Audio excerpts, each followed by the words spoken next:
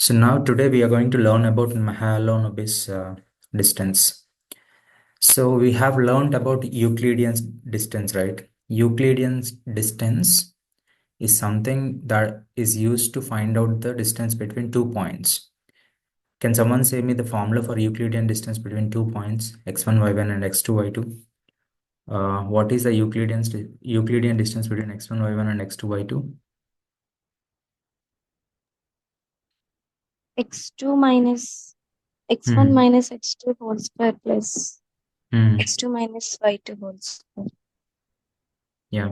So it can be x1 minus x2 or x2 minus x1 whole square plus y1 minus y2 whole square. This is the Euclidean distance. And we were talking about Mahalanobis distance. So what is the difference between these two is this distance, Mahalanobis distance, will consider the covariance between or correlation between the two variables also. So to give you a simple example, I'll tell you this. If you look at this diagram, we have these data sets. We have the same 3 points. Okay, so this is the first point, this is the second point, and this is the third point. In this diagram also, if you look at this, we have the same 3 points. If we calculate the Euclidean distance between these 2 points and these 2 points by using this particular formula, which is the Euclidean distance x1 minus x2 whole square plus y1 minus y2 whole square, and x2 minus x1 whole square plus y2 minus y1 whole square, we are getting the same distance when we use Euclidean distance. Okay. So that basically means like this is the mean of these points, and from the mean, if you're calculating Euclidean distance between the points, between these 2 points 1 and 2, that is coming as equal. But look at the distribution of the points. So we always want to understand the points which are close to the distribution. So you look at this, when we say distribution, this is the distribution. All these points were lying in the same region. That means like they all have some similar properties. That's the reason those all points are similar, are following the same pattern, right? But if you are calculating Euclidean distance, let's consider this as an outline. This is far from the distribution. This is close to the distribution.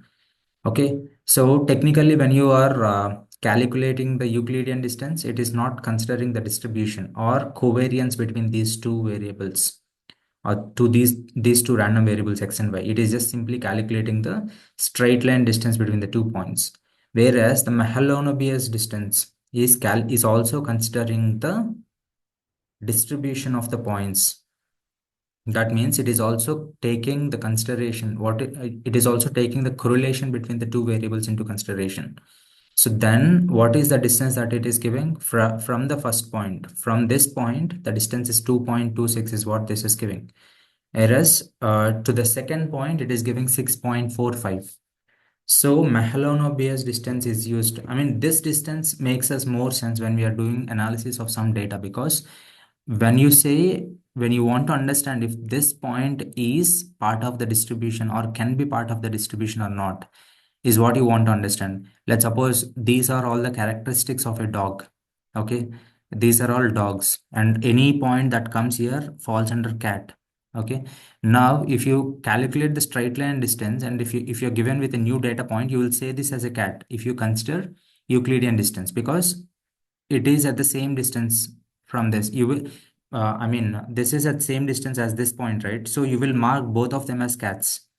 I mean, dogs. If this is the dog class, if these are all the properties of the dog, and when you're given two data points, and if you're considering Euclidean distance as your measuring parameter, you will say both these points belongs to dog, and you will mark them as dogs when you consider Euclidean distance. But that is not the real world case. Like, if you look at this, you are not taking the correlation between the two variables into consideration. That's the reason you are getting the straight line distance. But Mahalanobis distance will take the correlation between the two variables into consideration when it is calculating the distance. That is the reason when you're actually trying to calculate this distance, whereas the linear distance is same as this point, This distance is coming as 2.26, whereas this distance is coming as 6.45. Then as this distance is less and close, you can consider this new data point as dog, and you can exclude this data point as dog. You can say this as dog and this as not no dog, because this is close to the distribution of dog class. This is far away from this distribution. You know what a distribution is, right? Where the data points are mostly concentrated. That is part of distribution. You understood this?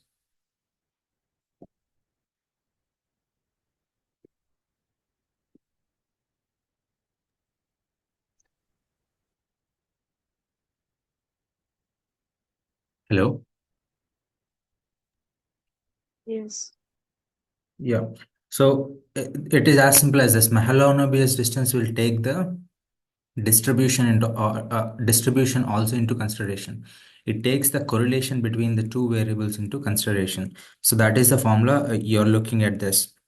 So when you look at this formula, it is just, if you don't have this, if this covariance is not there, it is just x minus mu whole square, right?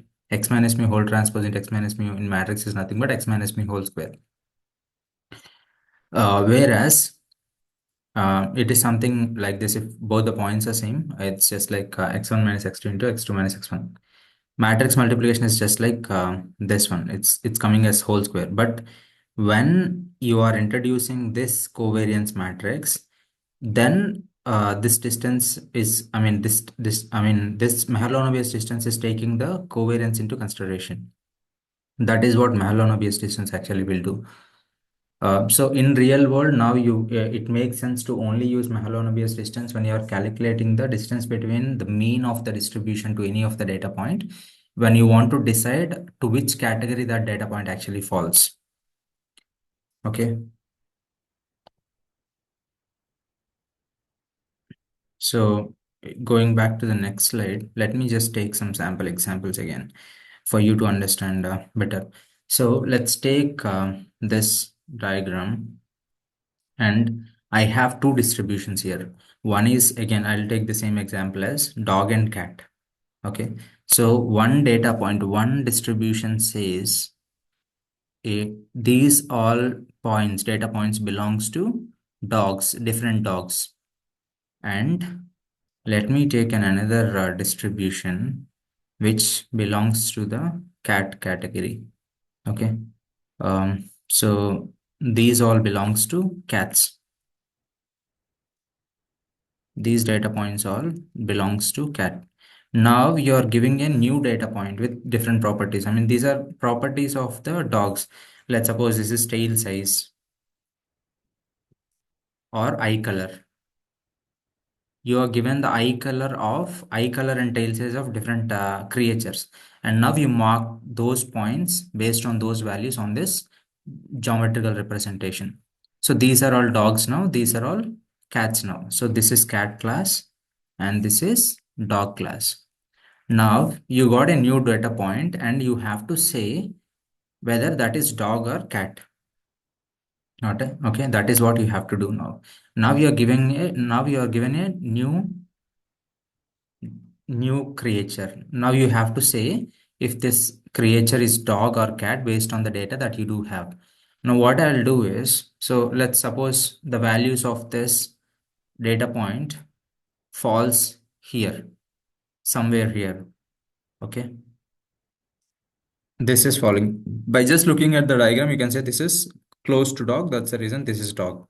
But now you started analyzing based on the data that you do have. What you have taken to to actually describe this data, what you will just do, you will take the mean of all these points, right?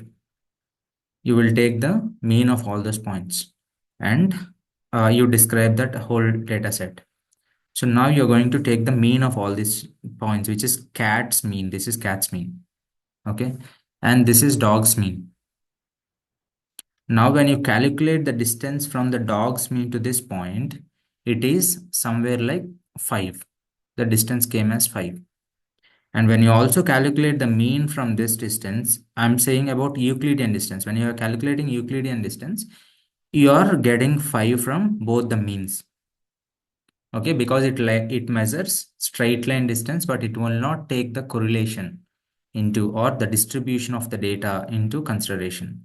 But when you actually calculate the Mahalan, but by just looking at this geometrical representation, you can say this is close to dog, because this is close to the distribution of dog when compared to the cat, right?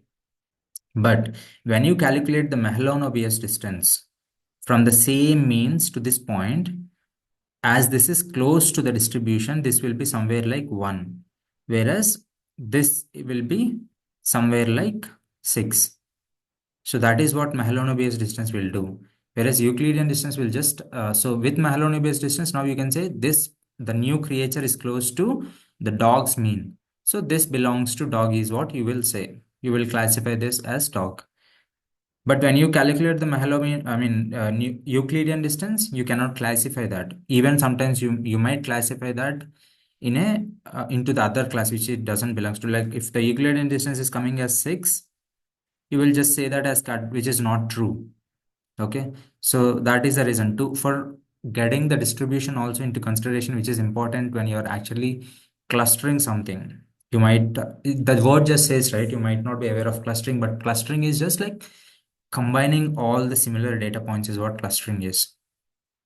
Okay, so when you are doing the clustering on on high dimensional spaces, you always has to consider the Mahalanobis distance. Euclidean distance is straight line distance, which doesn't actually give us any information. That is what Mahalanobis distance is. And the formula itself says we are incorporating the covariance matrix. What is covariance matrix? Covariance matrix gives us the information about the data distribution and also the correlation between two dimensions, right? So we incorporated that into this distance. That is the reason we were saying like Mahalanobis distance is also considering the covariance between or correlation between the two dimensions.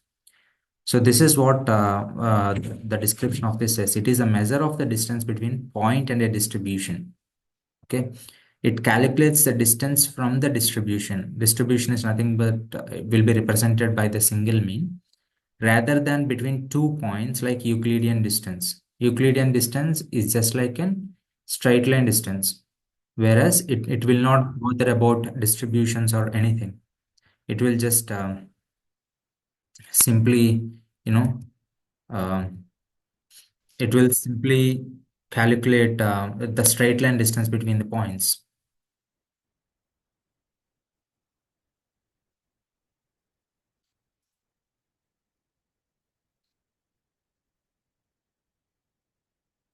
It just calculates the straight line between the points. Whereas the Mahalanobis distance will actually consider, the distance from the distribution.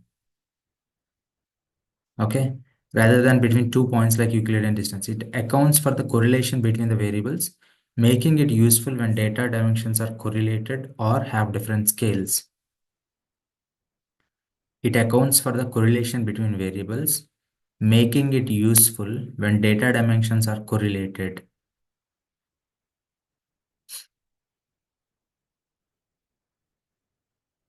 Okay, it accounts for the correlation between the variables, making it useful when the data dimensions are correlated or have different scales. So when the data dimensions are correlated, and even then when the scaling is, if the x-axis scaling units are different and y-axis scaling units are different, then also the Mahalanobis distance will actually gives you the right distance calculation, because it is also taking the covariance into consideration.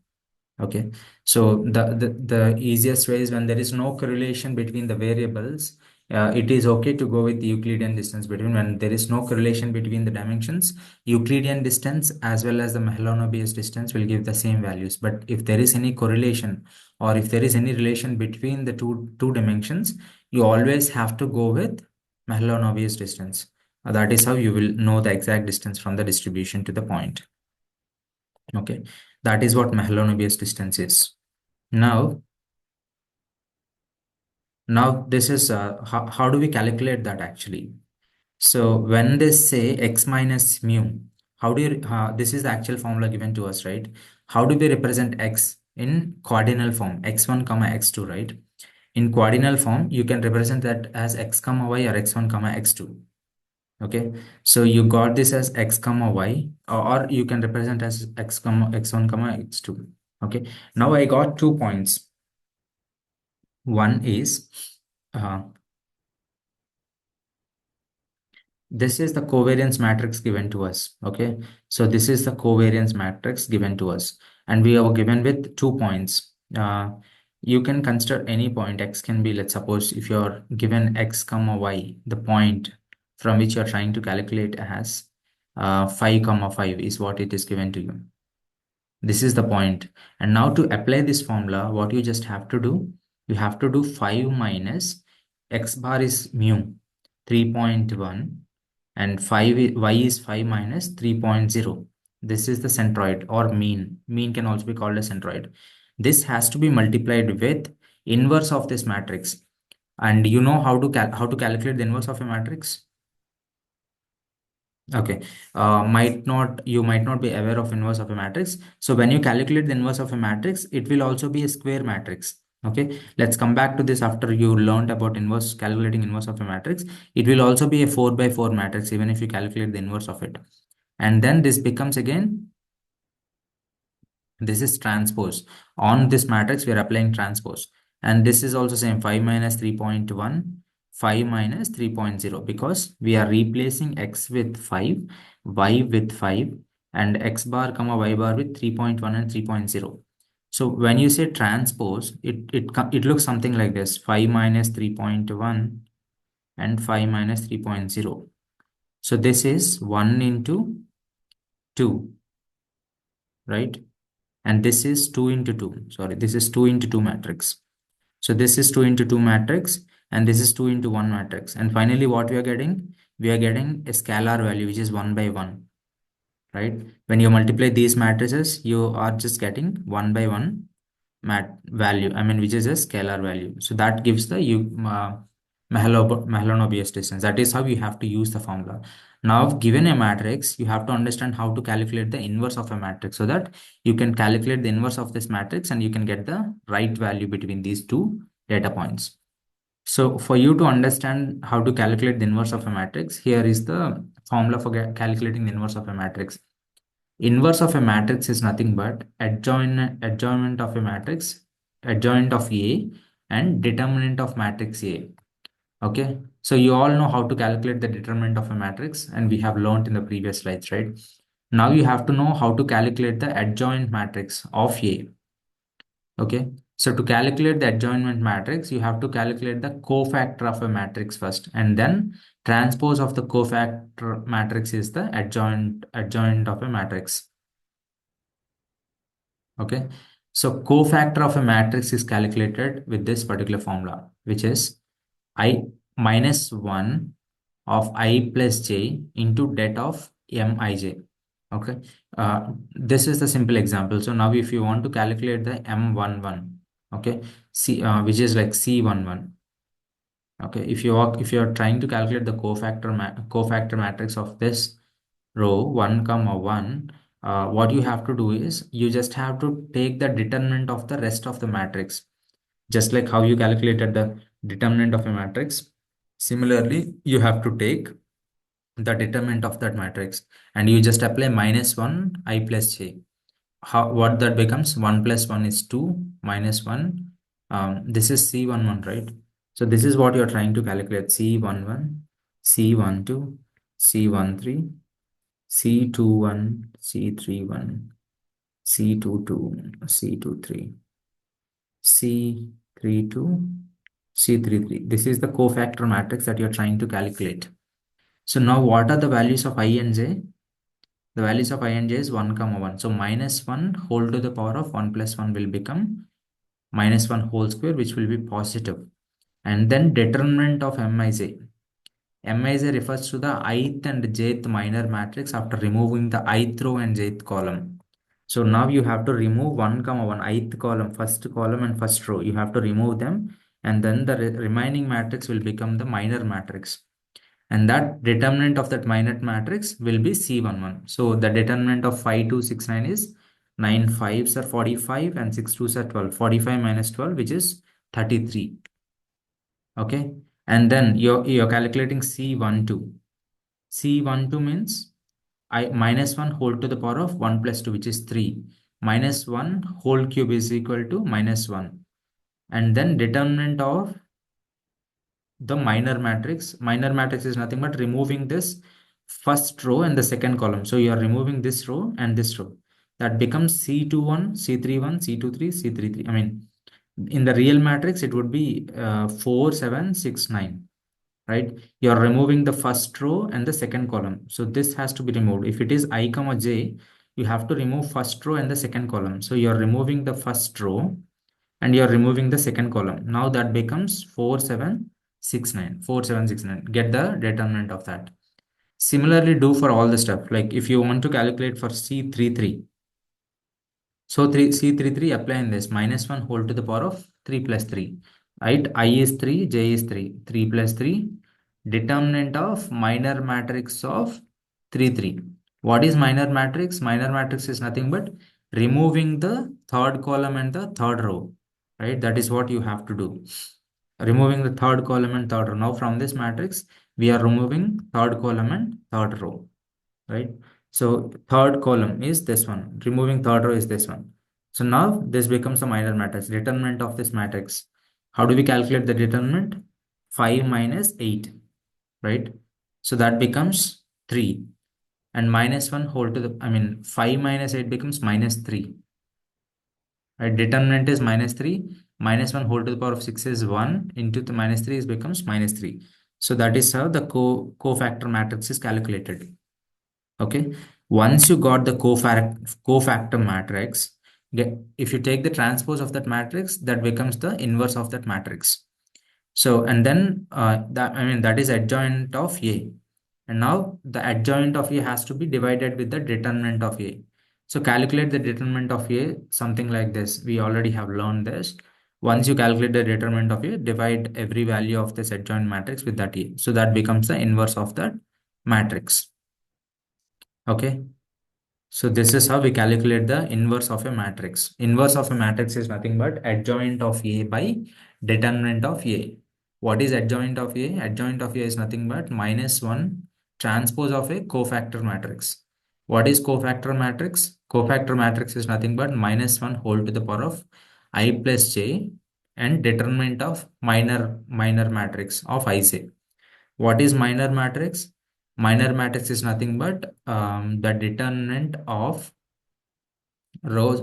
Minor matrix, I mean, mij is nothing but like minor matrix is nothing but after removing the respective rows and columns. If you take ij, you have to remove the ith column and jth row, and then you have to take the determinant of the remaining matrix. So, and then to calculate the inverse, come back, apply adjoint to adjoint matrix of A, divide that with the determinant of matrix A to get the inverse of that matrix. That is how you calculate the inverse of a matrix. Okay. So now you know how to calculate the inverse of a matrix, right? So now can someone say me how to, I mean, can someone say me how to calculate the inverse of this matrix? 2 by 2. So now we are trying to calculate the inverse of 0.72, 0.69, 0.69, 1.0. How do we calculate the inverse of this matrix? What is the first step? Calculating the determinant of the matrix. So now if I calculate the determinant of the matrix, 0.72 into 1, it becomes 0.2 minus 0.69 whole square.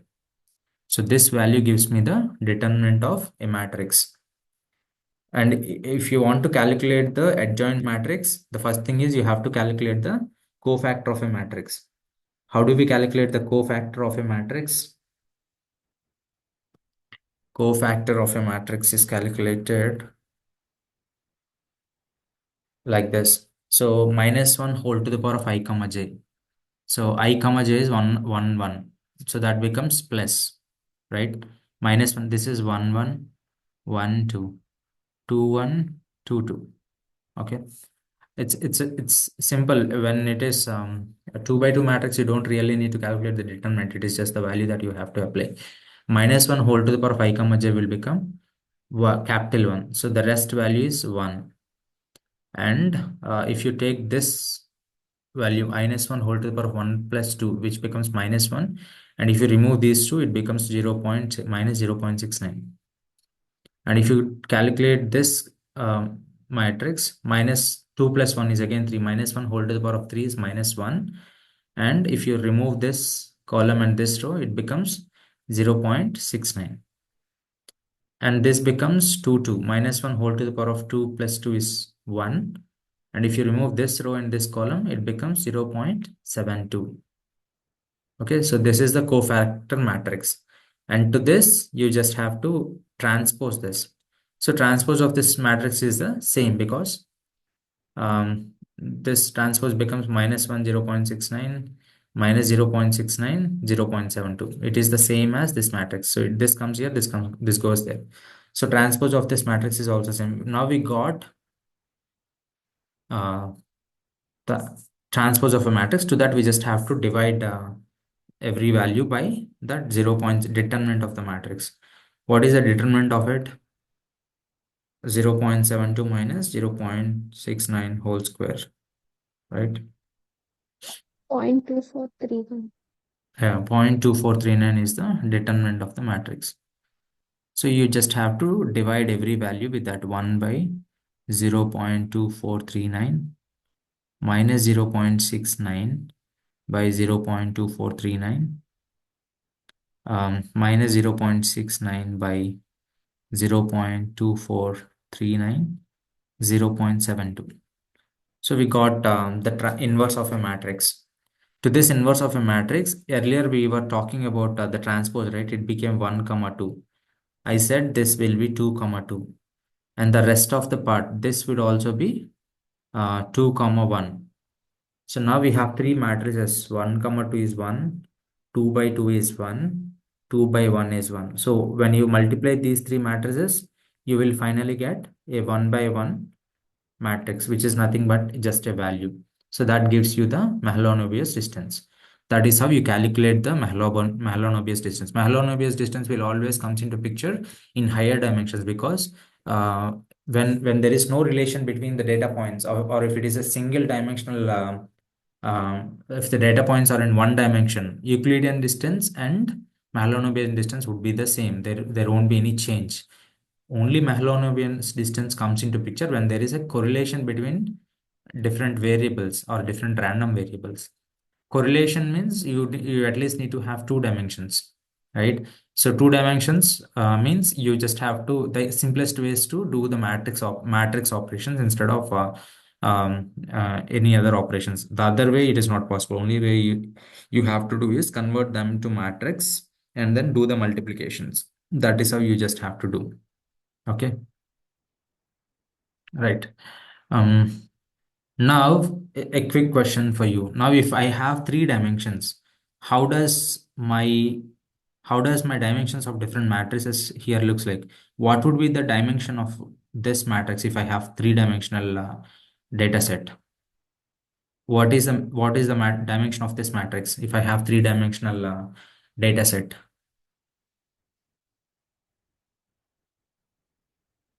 How does covariance matrix looks like for three dimensions? What would be the dimension of the matrix?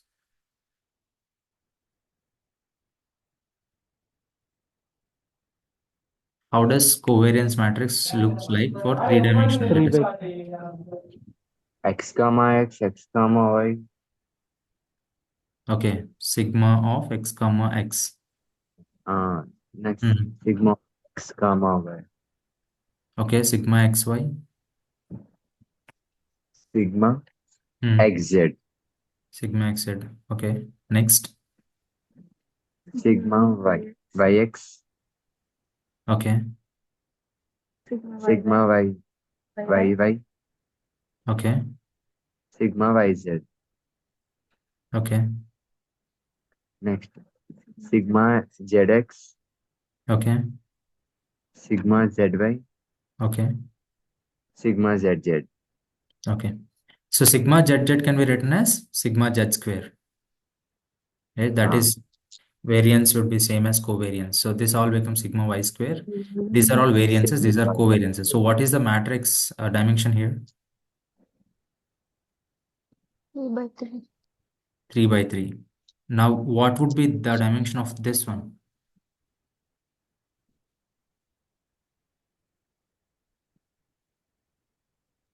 2/1. What? 3/1. 3 by 1?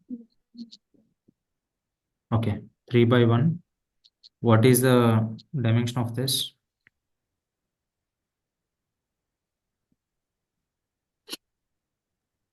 3/1. So that is 3 by 1. 3 What by this 1. is transpose, right? So the transpose will become 1 by 3. Yeah. So the final, it is a scalar value. It's a single value, right? So when you multiply the matrices, what you just have to finally get is a single value. So for that, what you just have to do, oh, sorry. So when you say 3 by 3, 3 by 1, and the transpose of this will become 1 by 3. So now when you multiply the matrices, finally you will get 1 by 1. So the same, if it is 4 dimensions, it would be 4 by 4, 4 by 1, 1 by 4. 5 dimensions, 6 dimensions, the same happens for even n dimensions. That's how the Mahalanobis distance has to be calculated when you're given even when even a point something looks like this x1, x2, so on, xt. So the mean vector will also become x1 bar, x2 bar, so on, xt. So you just have to do the minus and the transpose. And for the you also have to calculate the covariance matrix just as you be written sigma x square, sigma xy, sigma yz, or x1, x2, whatever it is. Calculate that covariance matrix and multiply. Finally, you will get a single value. That is how you calculate the Mahalanobis distance. This is clear, right? All good? Yeah. Okay. So we also understood calculating the inverse of a matrix now. Now again we need to understand few probability concepts rather than what we have learned earlier. So the first one is conditional probability. What does conditional probability says is that conditional probability is the probability of event occurring given that another event has already occurred. Okay. So it is denoted by this probability of A comma B. A by B. It should be read as probability of event A given B.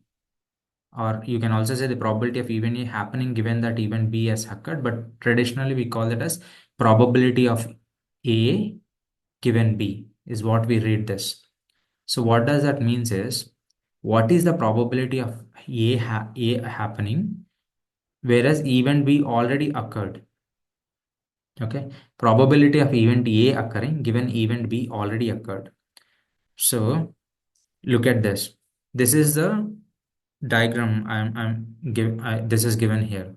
So what this says is there are two events. This is event A and this is event B. Now, what is the meaning of this is now looking at this, can you say what is the probability of, okay, now let's suppose this is my data set. This is how my data set looks like. Now we have this area as common for A and B. Okay, and this is event A and this is event B. You all know cards, right? We will have 52 playing cards. So let's suppose in that 52 cards we have face cards. We call them as face cards. We will have 12 face cards inside that 50, I mean in 52 cards. Out of all those face cards, we have four queens. Four queens are part of 12 face cards that we do have. Okay. So in 52 cards, we will have, you know, uh, 12 face cards. Out of these 12 face cards, 4 are queens, 4 are kings, something like this. So you understood this, right? So 52 is this sample space. So sample space is nothing but, what is sample space? Subset of population. Yeah, Possible sample outcomes. space means all the possible values, right? That's what we have learned, right? When we are talking about sample space, where is that? Possible outcomes.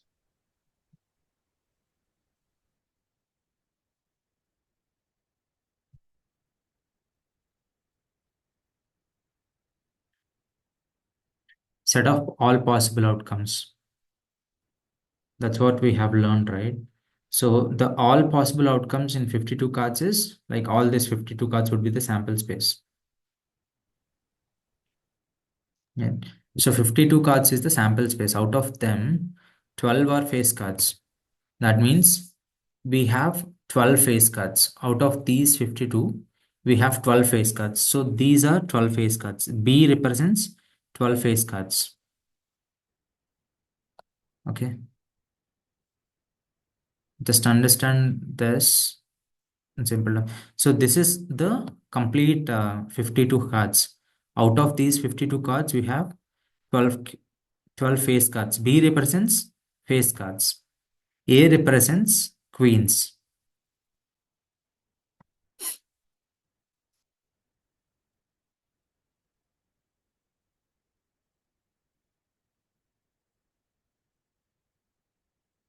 No, face cards. A will not be represent queens. What I can say.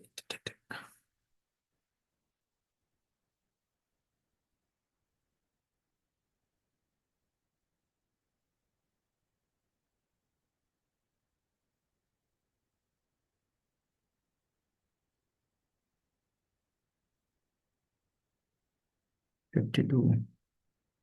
And this is, let's say, face cards.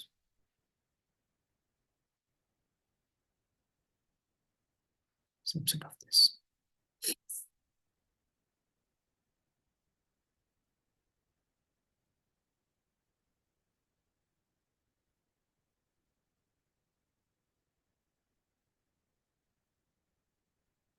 Okay, let me put this in a different way.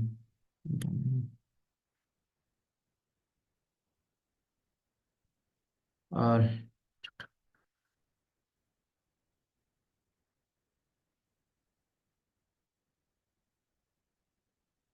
what is the best example that I can give here is that.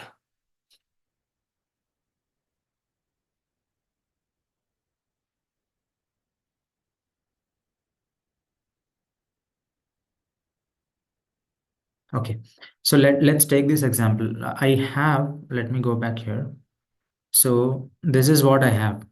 Okay, I have students in a class. Okay, I have students in a class. So these are all students in a class.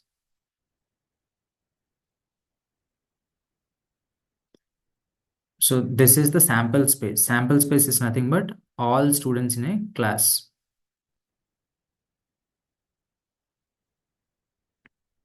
All students in a class is the sample space. Inside that, students who are this diagram, this sample set. So we have, let's suppose 100 students in a class. Out of them, 50 are good students. Okay, 50 students are good students. So in this, 50 students are good students. Out of these 50 students, I mean, we have 50 students here and we have 50 students. Remaining students are 50 students, 50 students, right? So these are, I mean, these 50 are good in studies. And these 50 students are good in games. Okay. Now there are some students uh, in this who are good in studies, they're also good in games as well.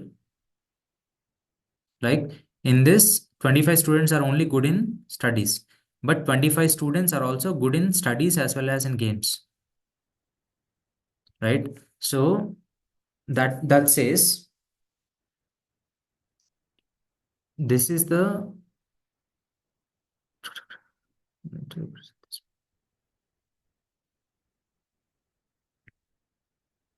so let's suppose 25 students are good in studies and 50 students are good in only games. Okay, 25 students are good in games and studies. So this means studies, games and studies. Okay, I have to take some part inside this as well. Okay, so inside, okay, Mohan, one minute. this is wrong. I understood. No, can you go to that our cards example, Mohan? Yeah. See here, right? That is correct, right? We have total 52 outcomes, right? Hmm. So A intersection B, right? Hmm. It is the probability of A and B both, right? Here A is the queen card, Hmm. B is the face card, right? Yeah. So there are total four cards only, which are queens as well as face card, right? That is the reason 4 by 52. No, only four queens are there, right? So it should be subset of this. I Yeah. mean, it should fall inside this. All queens are. So this A Now, should Mohan, have. Uh-huh. what is the P of A intersection B?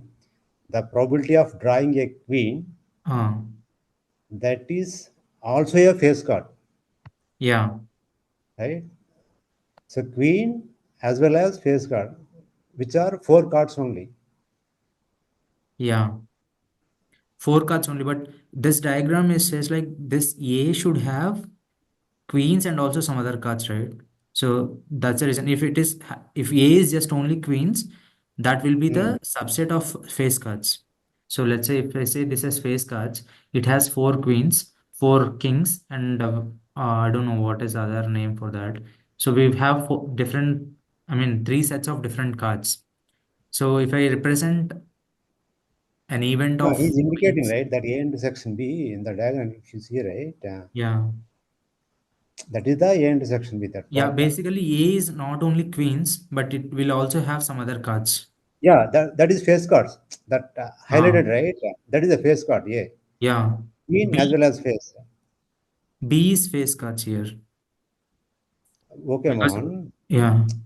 See, B is face card. Total we have how many? 12 face cards. 12 Out face of cards. 12, right? Four are queens also are there. Hmm. Mohan, if we add a color to the event, right, then the diagram satisfies, like a black queen or a red queen. Then the diagram Yeah. satisfies. No, he is highlighted, right? As one say, green actually. Little bit. See, complete A is queens, B is face. That A intersection B, right? Queen plus face. Yeah, but generally queens comes under face cards, right? In general, if we So see, not let's according to the you can diagram. say this as like A is full Oh, set of cards. Like let's suppose 50 cards out of 52 play cards.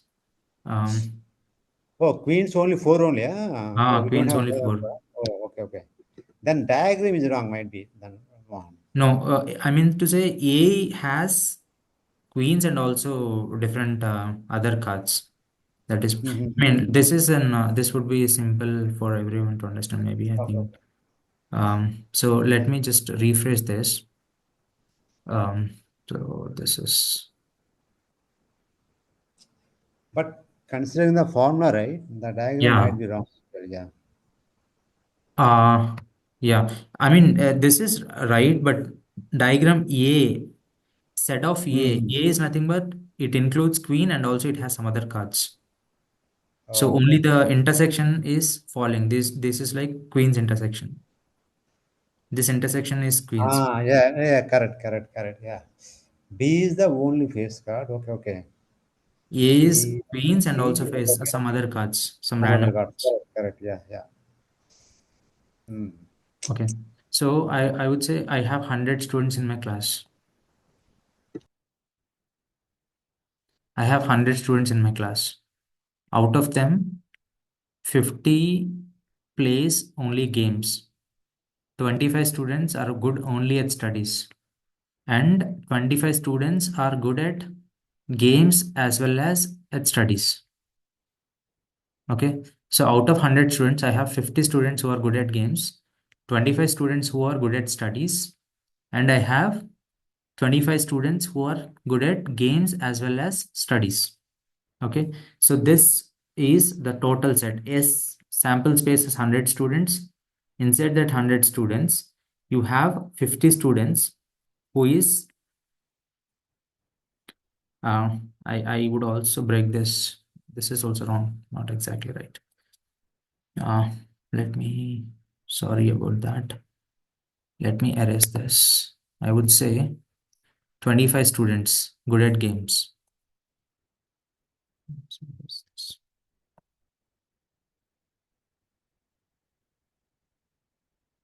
So 25 students good at games and 25 students are nowhere, like they're not good at studies, not good at games as well, not good. So now I would say this is the actual diagram. Now this would be, this example would be the right one. So this is the entire sample space, and now inside that 25 students. Total, how many students are good at games and studies? I mean, games, here there are 25 students good at games, 25 students good at games, right? Here 25 students are good at games. And we have 25 students who are good at games and studies. So total we have 50 students who are good at games. So 25 plus 25. So we have 50 students good at games. Now how many students are good at studies?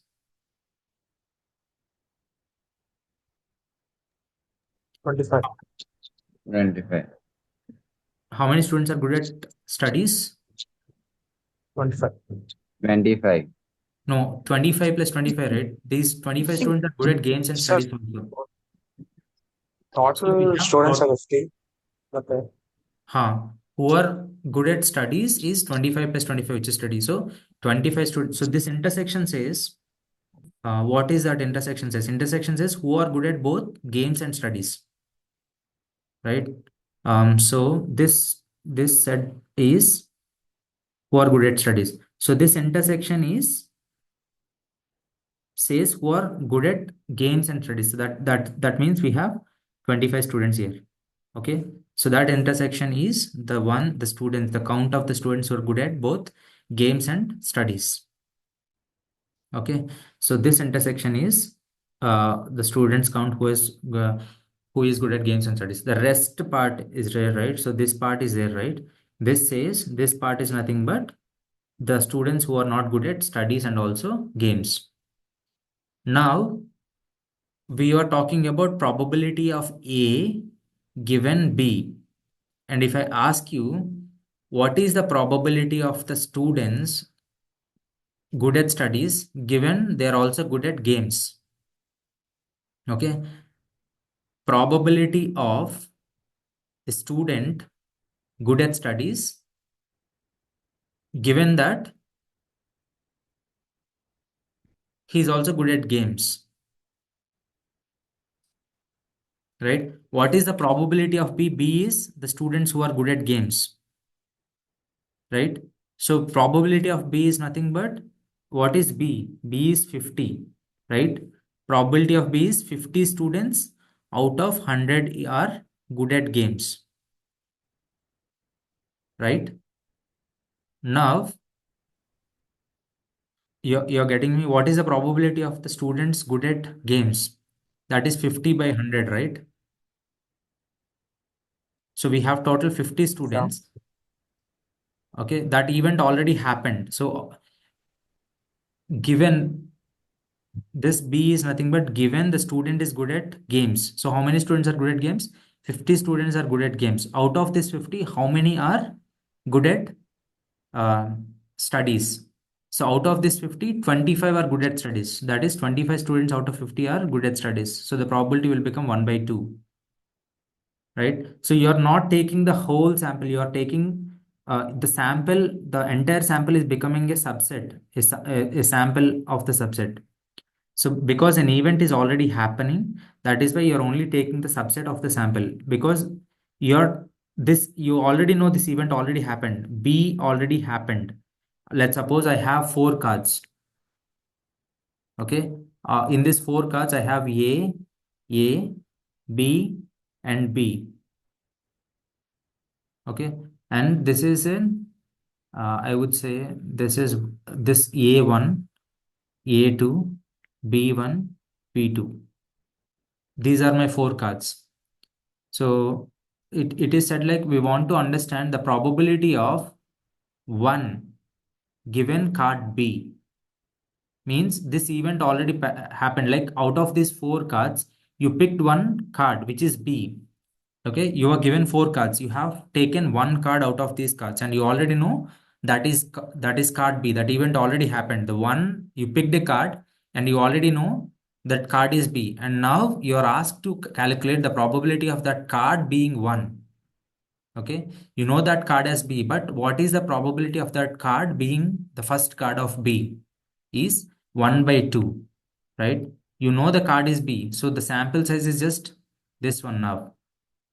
Okay, this is not the sample size. As you know, the card is already B. This would be the sample size. Now, in this sample size, you have to find out the probability of 1. Now, there is only one card in this out of the 2 cards. So, the probability will be 1 by 2. Understood? Like, similarly, you want to understand the probability of the student given the student is good at games. Now, when the first event already happened is you picked a student already, and you know that student is good at games. Now you also have to find out the probability of that student who is good at studies also. Now the sample space becomes only this, not the entire sample space, because this event already happened. You picked one student out of 100 students, and you know he's good at games. You know he's good at games. Now you want to find out the probability of that student good at studies also. Okay, so what is the probability? The sample space becomes 50. Now the denominator becomes 50. Out of these 50, how many students are good at games? I mean, how many students are good at studies? Only 25 students are good at studies. So that is the reason it becomes 25 by 50, which is 1 by 2.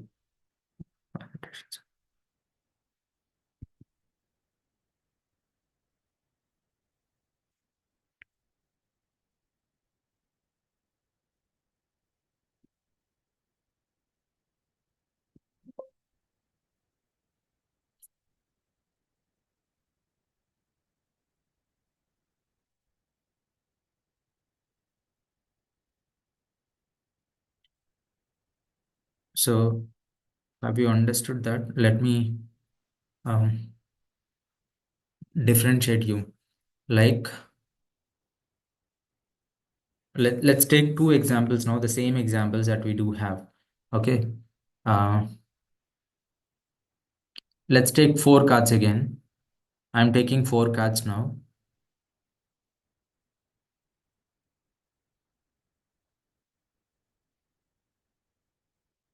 I'm taking 4 cards now. I'm saying the 4 cards are A, B, and C. And 1, 2. And this is A1, first card in A, second card in B. And this is first card in B, and this is second card in B. Now, if you are asked to calculate the probability of B1, what is the probability of B1 here? We are just calculating the probability of B1. 1 by What? 2. 1 by? 2. You have 4 cards, right? You are given 4 cards. 4 cards are different: A1, A2, B1, B2.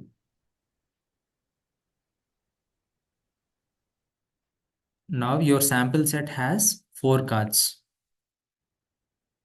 4 different cards. Now you want to find 1 out by 4. B1. So that becomes only one B1 is there out of 4. Okay. Now you are asked this way, what is the probability of B1 given B, the card picked is B. Now out of these 4 cards, you already picked one card. Okay. So 4 cards were on the floor, you picked one card. You know the card is already B. Okay. And now you want to understand what is the probability of B1 being that as a card B. Okay. So you know that is B. You have 4 cards picked. So this is how the card actually looks like. Let's suppose on front side it is written as B. On the back side it is written as 1. So this is the back side of the card. Okay. So this is B and the back side it is written as 1. Okay. Now let's understand this. There are 4 cards on the floor. You picked one card and you have seen the front side of the card and you know that as B. Now guessing that, you want to guess whether that is, you want to know the probability of that card being B1. Okay, you know already that is B card.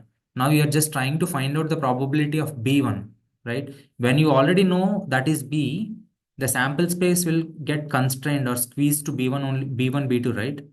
So there are only the possibilities of only 2 cards in B. So you already know B. So you are excluding A1, A2 from your sample space. Now you have to calculate the probability of B1 out of these 2 only, right? The sample space is getting squeezed when you know some event already happened. Okay, what is that event already happened? You already picked a card and you know that card is already B. Now you want to find out the probability of that card being B1. Okay, that would be, so the sample space now becomes 2 and out of these 2 cards the probability of B1 is just 1. So that is probability of B1 by given B means, given you picked card of B. If you don't have event prior, you don't have given event, then it would become just the sample space becomes 4. Out of these 4, the probability of B1 is 1 by 4. But when you know the card that you picked is already B, the sample space will becomes B1, B2. So the count will become 2 and out of these 2 cards, getting B1 is just 1. Understood? Okay, let's take another example and let's understand that. Let's see if you are able to understand that. Like, let's suppose let's take this example. I have boys and girls in my class. Okay, the same example. I have boys and this is my sample set.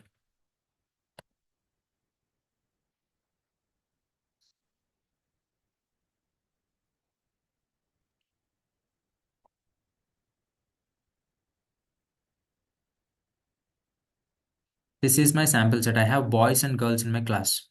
Okay, the count of them is 100. I have 50 girls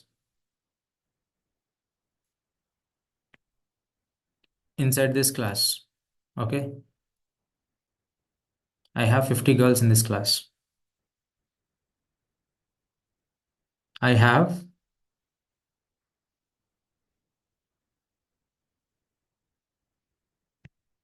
25 boys in the class. Girls count is 50, boys count is 25.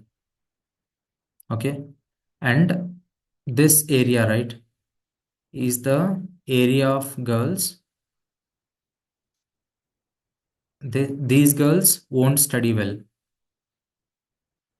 and these boys won't study well. Only the students in this region studies well. Only the students in this region studies well. Okay, they are both boys and girls. We have few boys who is studying well because this area, look at this is included in boys and girls. Let's suppose I would call this as 10 students studies well out of boys and girls. So if I exclude 10, this becomes 40, this becomes 15. So the count of this is 15 now. Boys who don't study well. And count of girls is 40 who don't study well.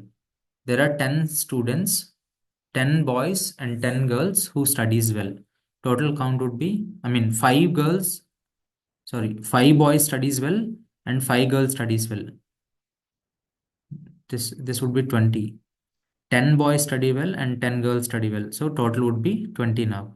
So the total count becomes 40, 50, 60, 75.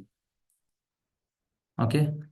And the rest of the students are not even coming to school, or you can call something like this, not even passed or something like that. So now you are asked like this. Now you don't know, you're picking some students randomly. You have students like this. You have students like this. You have girls and boys. Now you closed your eyes and picked a student. Okay, you picked one student, and someone said like you picked a girl, and now they asked you what is the probability of this girl studies well. Okay, now you have boys and girls in the class. You randomly picked one girl, right? That is already happened. Okay, you picked one girl from the students, and now you picked what is already happened. Picking a girl is already happened. You picked a girl. Now you want to understand what is the probability of this girl studies well. Okay, so when you pick this girl, what is your sample space? Your sample space is not 100. Okay, your sample space will become 50 now. This would be your sample space because you already picked a girl. So now you are trying to find out the probability of that girl studies well. So you are only finding the probability out of 50 students, not 100 students, because you already picked a girl. The girls count is 50. Out of this 50 girls, how many girls studies well? 10 girls studies well.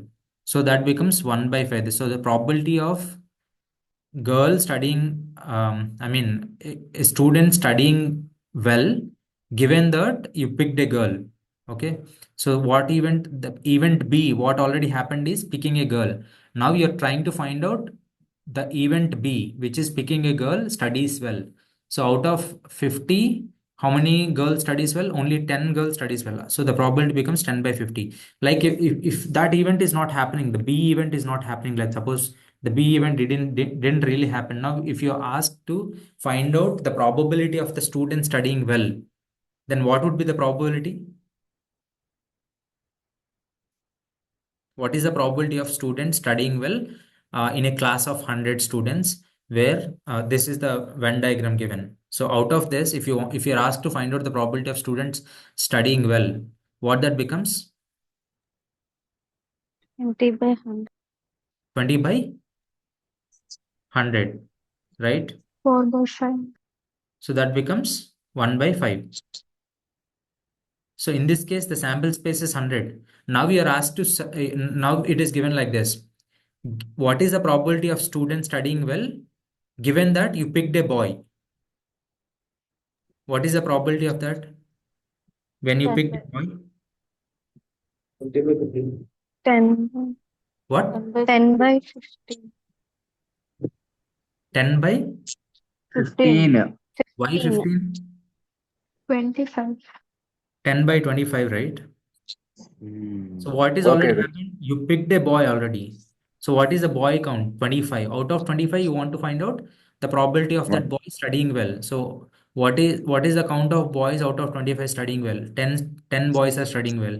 So that becomes 10 by 25, which becomes 2 by 5.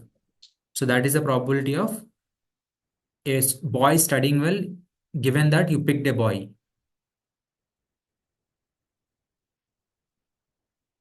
Understood that, right?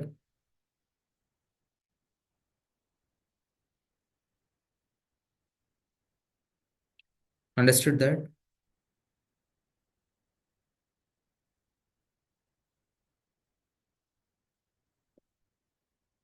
Yes, Uh, I know. Yeah. let's take another example, then that would be the last. Okay. We can take the same example given in the next slide. Okay. Let's go back here. Okay, let's take this example. You have to understand the cards first. So as I told you, there are 52 cards in the playing card. The count will be 52. Out of 52, you have 12 face cards. Out of 12 face cards, you have 4 queens. Okay, what is the probability of picking probability of queens in playing cards? What is the probability of picking a queen from the playing cards? 4 by 52. 4 by 12. 4 by 12. What is the probability of queen from 52 cards? So I said in 52 cards we have 4 queens. Then what is the probability of a card being a queen?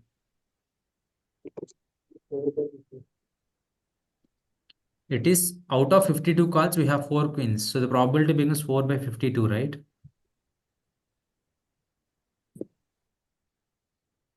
Hmm. Is that right? Yes. Yes. Now you are asked like this: what is the probability of a queen given that you picked a face card? What is that event already happened? You picked a face card. Now you want to find out what is the probability of the queen of that picked card, of that picked face card. So you already picked one card, you know that as a face card. Now what is that probability of that card being queen? 4 by 12. 4 by 12. So that is the difference between a event happened and event no event happened. So this is the probability when no event happened prior. This is the conditional probability. What is the condition? You already picked picked a face card. So event B already occurred. So now out of once that event happened, you're trying to find the probability of other event. If that event didn't happen, you picking a face card didn't happen. Now your sample space has 52 cards. Out of these 52 cards, you are trying to find out how many queens are there. Now, when an event happened, what is that event? Picking a face card is already happened. Now, your sample space will just have 12 cards because you already picked a card and the count of face cards is just 12. Out of those 12 cards, you have one queen, I mean 4 queens. So it will become 4 by 12. That is what conditional probability means. When an event already happened, the sample space will get squeezed and your probability has to be constrained to that particular sample space, not the whole sample space. That is what actually it means is. So this is the same question. So 4 by 12 is nothing but 1 by 3. Ignore about this formula for now. Just you got the right answer here, right? So the same question is asked here. Let's consider a deck of 52 playing cards. Suppose we want to find the probability of drawing a queen given that the card drawn is face card. So this has already happened. You drawn a face card. Out of the 12 face cards, what is the probability of that card being a queen? Okay.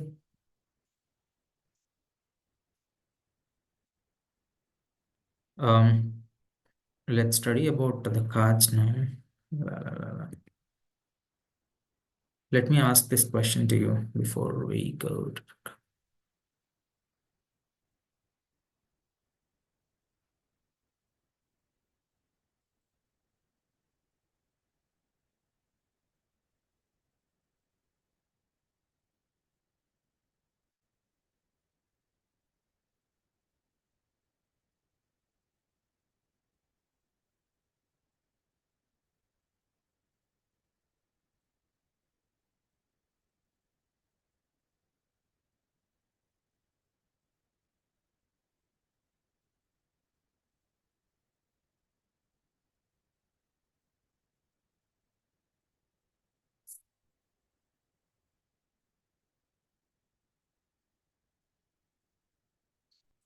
So this is what it is given, right?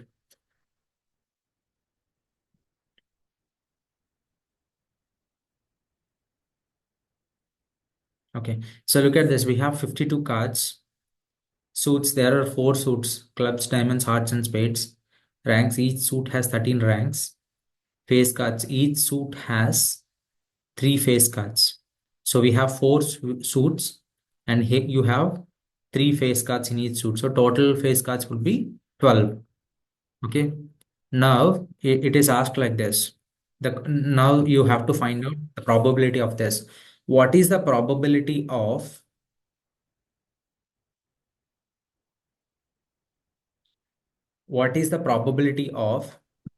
king given that you picked a queen?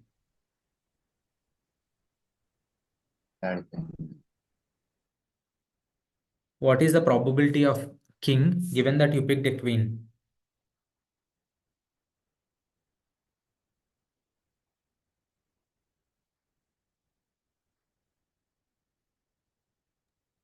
Zero.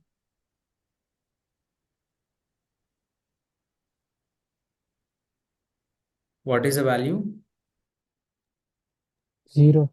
0. 0. Why?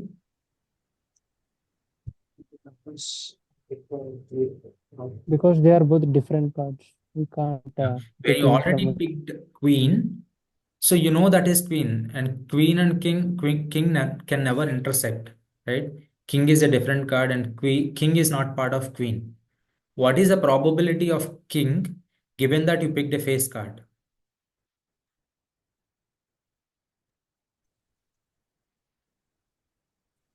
1/3. 1 by 3. right. So out of 12 face cards, we have 4 kings. So that becomes 4 by 12, which is 1 by 3. What is the probability of ace given that you picked a face card? 12 by 52. What? 12 by 52. Why 12 by 52? Probability of ace given that you picked an face card. Okay. 4 by 12. Why? Ace cards are 4. Sorry.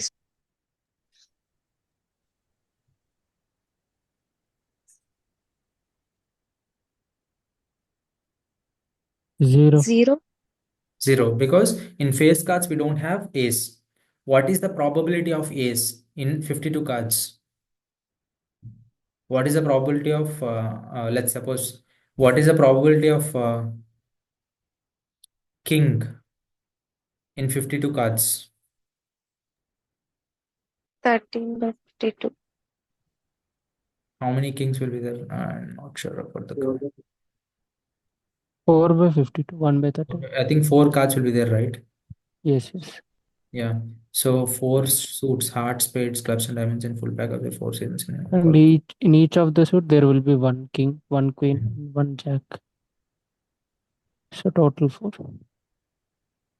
So there will be 4 cards. Now you understood this conditional probability, right? So the sample space, we are just squeezing the sample space when you say conditional probability.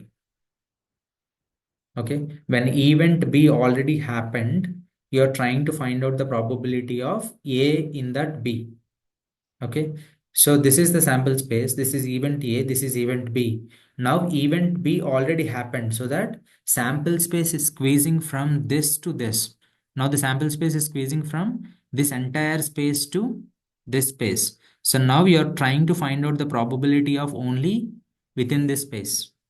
Okay. So when event B comes down, because you are squeezing the total space to this space. Okay. And then what is that it is happening? You're trying to find out the A within this B. So that becomes A intersection B. You're trying to find out only this part, A intersection B. Okay. So probability of A given B is probability of A intersection B by probability of B. Within B, you're trying to find out the A. Okay. Let's compare this with that example, what we are talking about. Probability of kings within when you know the picked event, the event occurred is a face card. Okay. So just compare with that and then you will understand, I guess. So to understand this, it is given like this. Probability of king given that you picked a face card. So this is the face card. You picked a face card. Now, what is your sample space? Sample space is the face cards.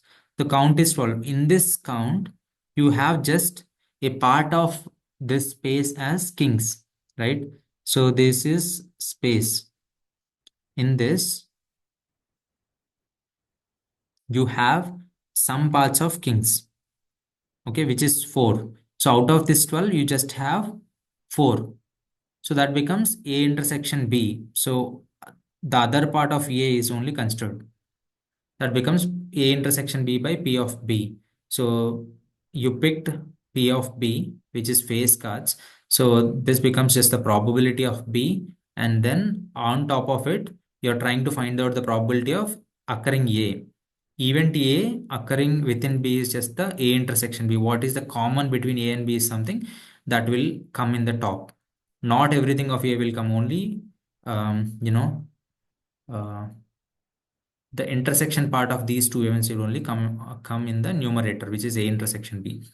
A is some event, B is some event, some random events, and there is some intersection between these two. When you know B already happened, you just have to, when you find out, when you know B already happened, you know the sample space got squeezed to only B. Now in that B, you're trying to find out A. So that becomes A intersection B. The conditional probability becomes A intersection B by P of P. Okay. So don't compare this with this. This is a different diagram to just explain you conditional probability. So in a sample space, you have two events, event A and event B. Okay. Now you already know event B occurred.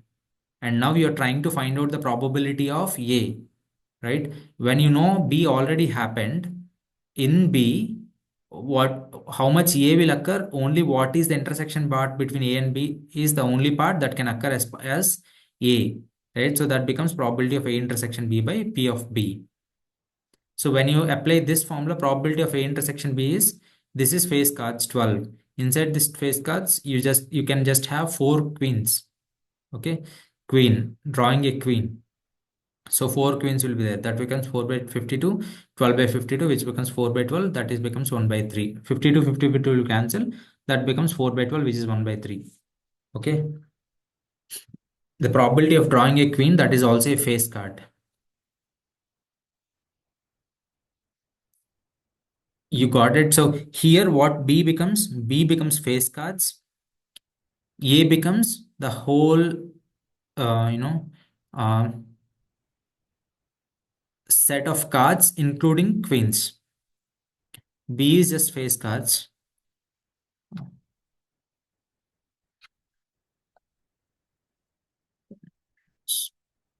B is just face cards. A is queens plus aces. Okay. So now you picked already B. You already picked a face card. So inside that, you are just trying to find out queens. So that becomes A intersection B. So probability of A by A given B is probability of A intersection B by P of B. So what is the common part between two random variables A and B? And then the probability of B, which an event already happened. That is what conditional probability means. So the better way to understand is just with an examples. So you are just finding, once an event already happened, you are just trying to find out the probability of an event within that event happened.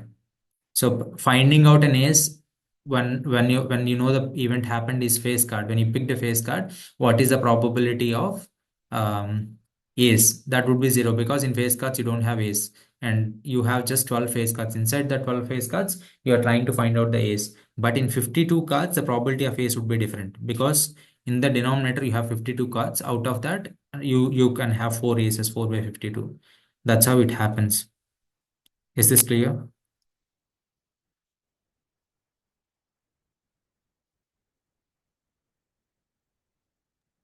Yes. Understood for everyone?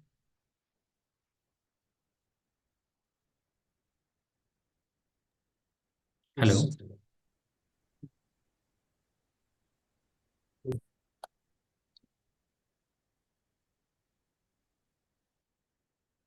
You haven't got this yet?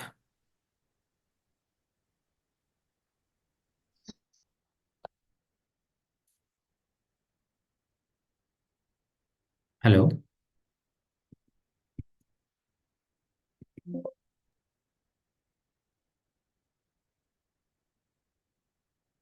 Do you want me to explain this again?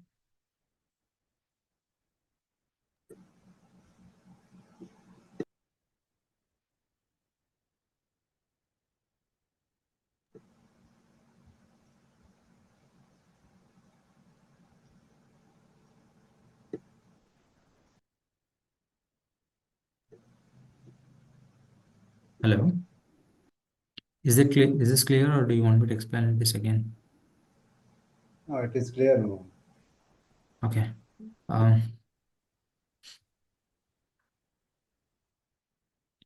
Now you have to understand what are dependent events and what are independent events.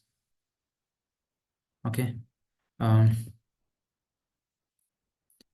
Dependent events means we have a dependency between the events. So look at this. Drawing two cards from a deck without replacement. Okay. If you draw a card and don't replace it, the total number of cards changes and the effect of the probability of drawing the second card and affects the probability of drawing the second card. Just try to read this. Two events are dependent if the occurrence of one event affects the probability of other event occurring.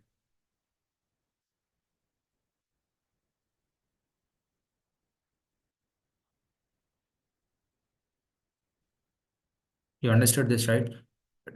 Two events are dependent if the occurrence of one event affects the probability of other event occurring. If there is, if one event occurred and if that event is impacting the other event happening or the probability of other event happening is called as or those are called as dependent events. Let's take this example. You have 52 cards. Now you picked one card and the probability of that card being queen is 4 by 52, right? You have 4 queens out of 52 cards. So when you pick the first card, the probability of that card being queen is 4 by 52, right? Now you haven't replaced that card. Okay. Now you have how many cards? You just have 51 cards, right? You picked one card out of 52, which is queen. And you know the probability of that queen is 4 by 52. And you haven't replaced that card. Now 52 cards became only 51 cards became because you already took one card out. Now out of this 51 cards, what is the probability of a queen? So the probability of queen is 3 by 51, right? So this event A happened is impacting the probability of the next event which is happening, right? So those events are called as dependent events. Okay, let's suppose I have 52 cards again. I picked queen. The first card I picked is queen. So the probability of that card is 4 by 52 because you have 4 queens out of 52 cards. Now you want to find out you haven't replaced that card. Now out of 52 cards you already took one card and you calculated the probability of that particular card which is 4 by 52. Now you haven't replaced that card. Now you have only 51 cards inside this deck. Now 52 cards became 51 cards because you already took one card out, which is queen. Now in these 51 cards, you are trying to find out the probability of queen. This is king. The first card is king. The probability is 4 by 50. Now you are trying to find out the probability of the queen in these 51 cards. That becomes 4 by 51 because in these 51 cards you have 4 queens. So the probability of this king happening is impacting the probability of this queen happening. If this didn't happen, this would have been 4 by 52. Like if you replace this card back, you picked a card and you know that is king, the probability of that is 4 by 52 and you replace that card into the deck. So once you replace that card, that becomes 52 and this will not have any impact. But you're drawing two cards from the deck without replacement. So you are drawing two cards. The first card is king, and then you are not replacing it.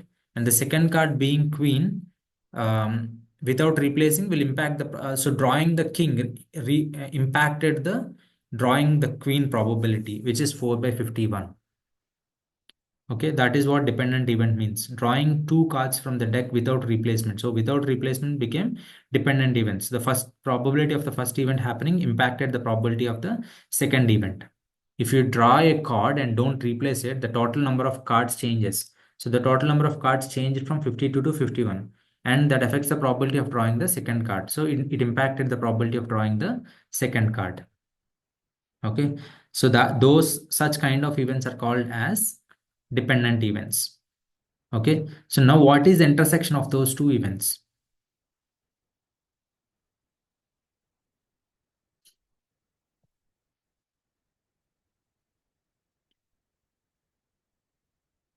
So when those are dependent events, it is just the before one. So if we here we have given probability of A given B, right?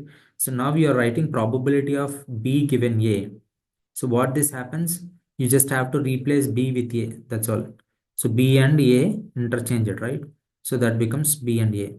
So conditional probability of dependent events is derived like this from this formula.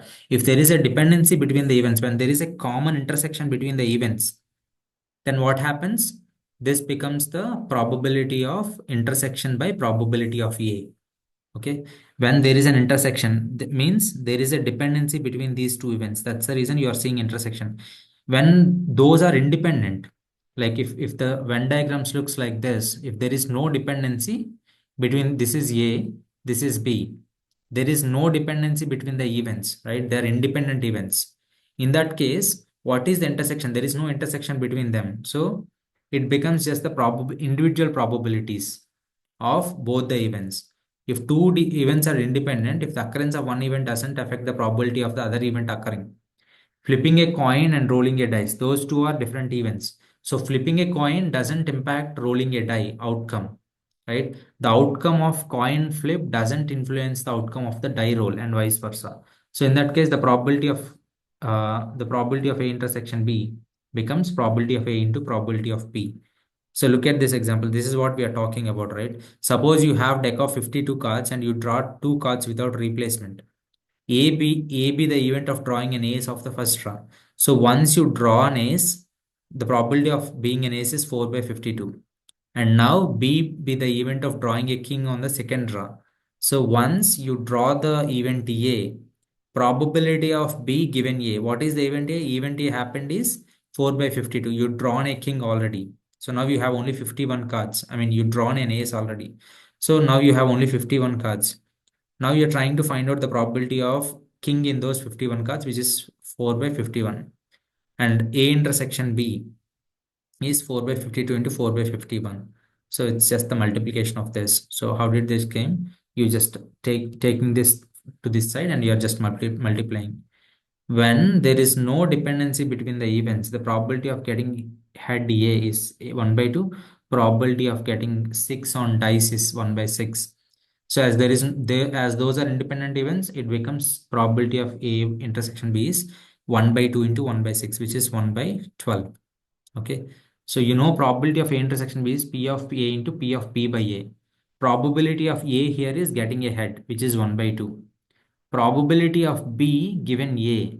So when you get a head, what is the probability of dice? It will not change, right? Even you if you get head or toss, flipping a coin doesn't impact getting the value on a dice, rolling a dice. So this becomes 1 by 6, whatever the event, because those two are independent. So P of B by A becomes P of B.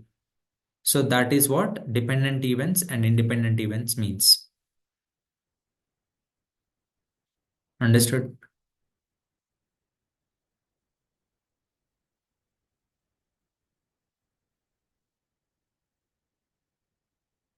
Hello?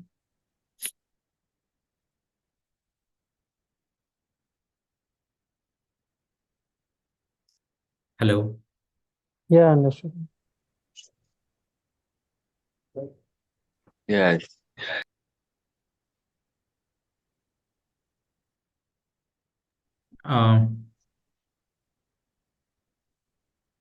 Okay, so let's go back to the next slide. Let's see. Let me just erase all the things. So now we are trying to understand mutually exclusive events and collectively exhaustive events. Mutually exclusive events means two events are mutually exclusive if they cannot occur at the same time. Okay, so when they don't occur at the same time, there is no possibility of both events occurring at the same time. Such events are called as mutually exclusive events. Okay, So if you take this example, if you roll a die, the events rolling a 3 and rolling a 5 are mutually exclusive because both cannot happen on the same roll. So when you roll a die, 3 and 5 cannot come at the same time, right? Only 3 can come or only 5 can come at one go. So but both 3 and 5 cannot come at the same time. When you roll a die only once. Okay. In such cases, when A and B are mutually exclusive, probability of A intersection B is 0, meaning the probability of both events occurring together is 0. So there is no intersection between A and B. Okay. When it is a single event, when you're trying the roll at the same time, the probability of getting 3 and 5 is 0. You cannot get that 3 and 5 at the same time. Such events are called as mutually exclusive events. Collectively exhaustive events. Collectively exhaustive events means a set of events that occur all possible outcome of an experiment or situation. This means that at least one of the events in the set must occur when the experiment is performed.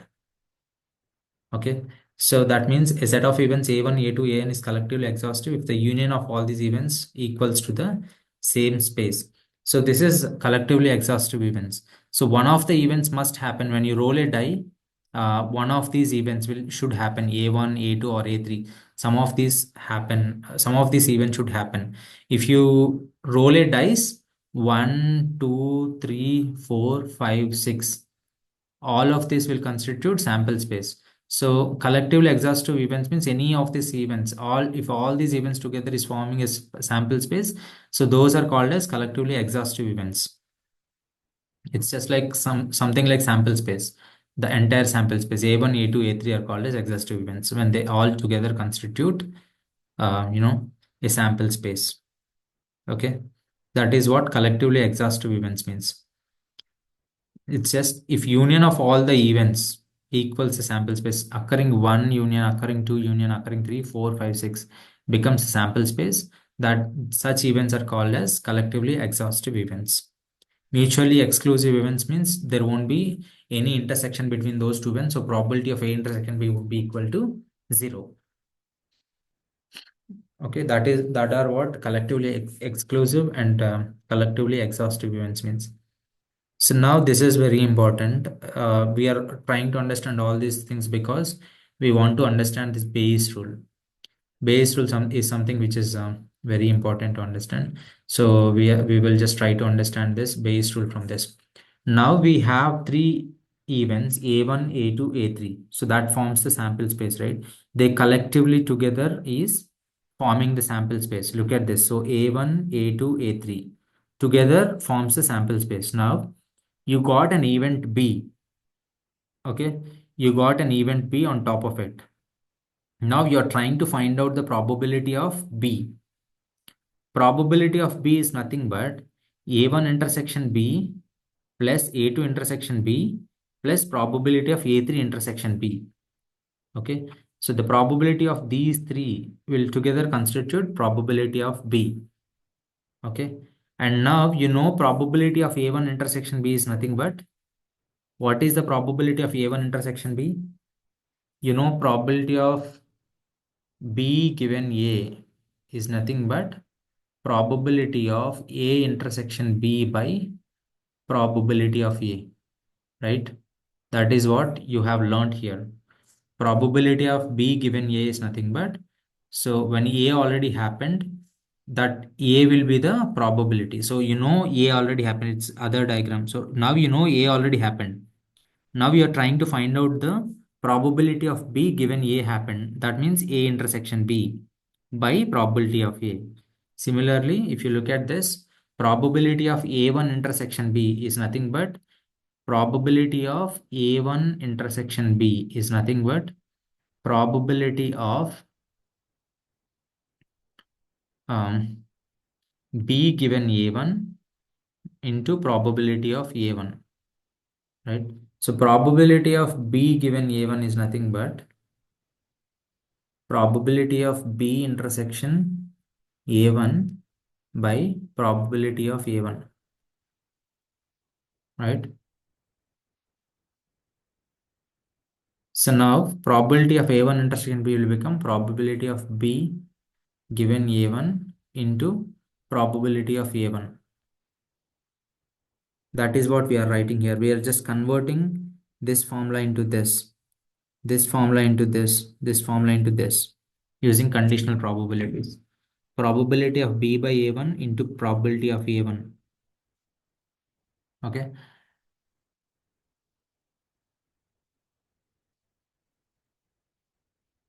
You're trying to get this right. So this is A1, this is B, and now we are trying to find out the probability of B. Okay. Probability of B given what is that? Uh, Given A1. That means A1 already happened, and then you are actually trying to find out this intersection. Are you getting this? It is just converting this intersection to these formulas: probability of B by A1, probability of B by A2 into A2 from this formula. This is a single diagram. Now you have created intersection of three regions altogether.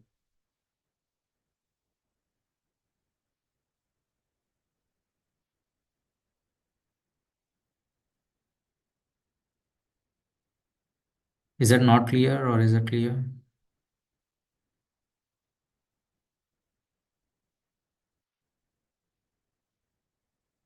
Hello? Yeah, understood. So probability of B is nothing but it's the summation of all these three, right? A1 intersection B. B is nothing but sum of A1 intersection B, A2 intersection B, A3 intersection B. Because on top of A1, A2, A3, you have B. So this part, right? This part is an intersection of A3 and B. This part is an intersection of A1 and B. This part is an intersection of A2 and B. When you sum all these things, that would become B. So when you apply probability on top of it, so probability of B is nothing but probability of A1 intersection B, A2 intersection B, A3 intersection B. Now, probability of A1 intersection B can be written as probability of B given A1. Okay.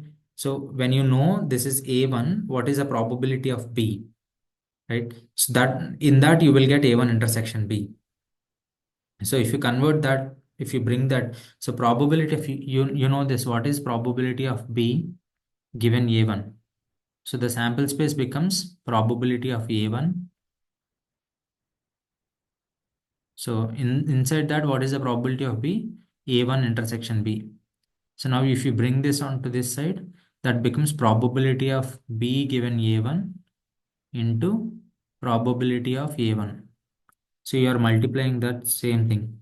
So A1 becomes A2 here, A3, I mean A2 becomes A3 here. So only these are changing. So that can be represented by this summation. Sigma I is equal to 1 to n. This A1, A2, A3 can be n number of different spaces. Collectively exclusive events can be any number.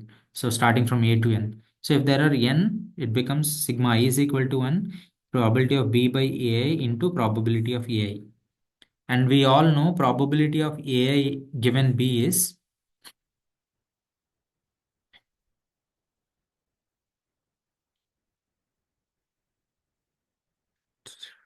probability of AI given B is nothing but so you take these two equations from here. What is that? I'm writing it this way. Probability of let me just come back here. So we have two things here. What is that? Probability of AI given B. Okay, can you say me the answer for this? It is probability of AI intersection of B by probability of B, right? Is that right? AI given B. Now, the other thing is probability of, I'm also writing this way. Uh, Now I want to find out what is this. Now I want to see what is the probability of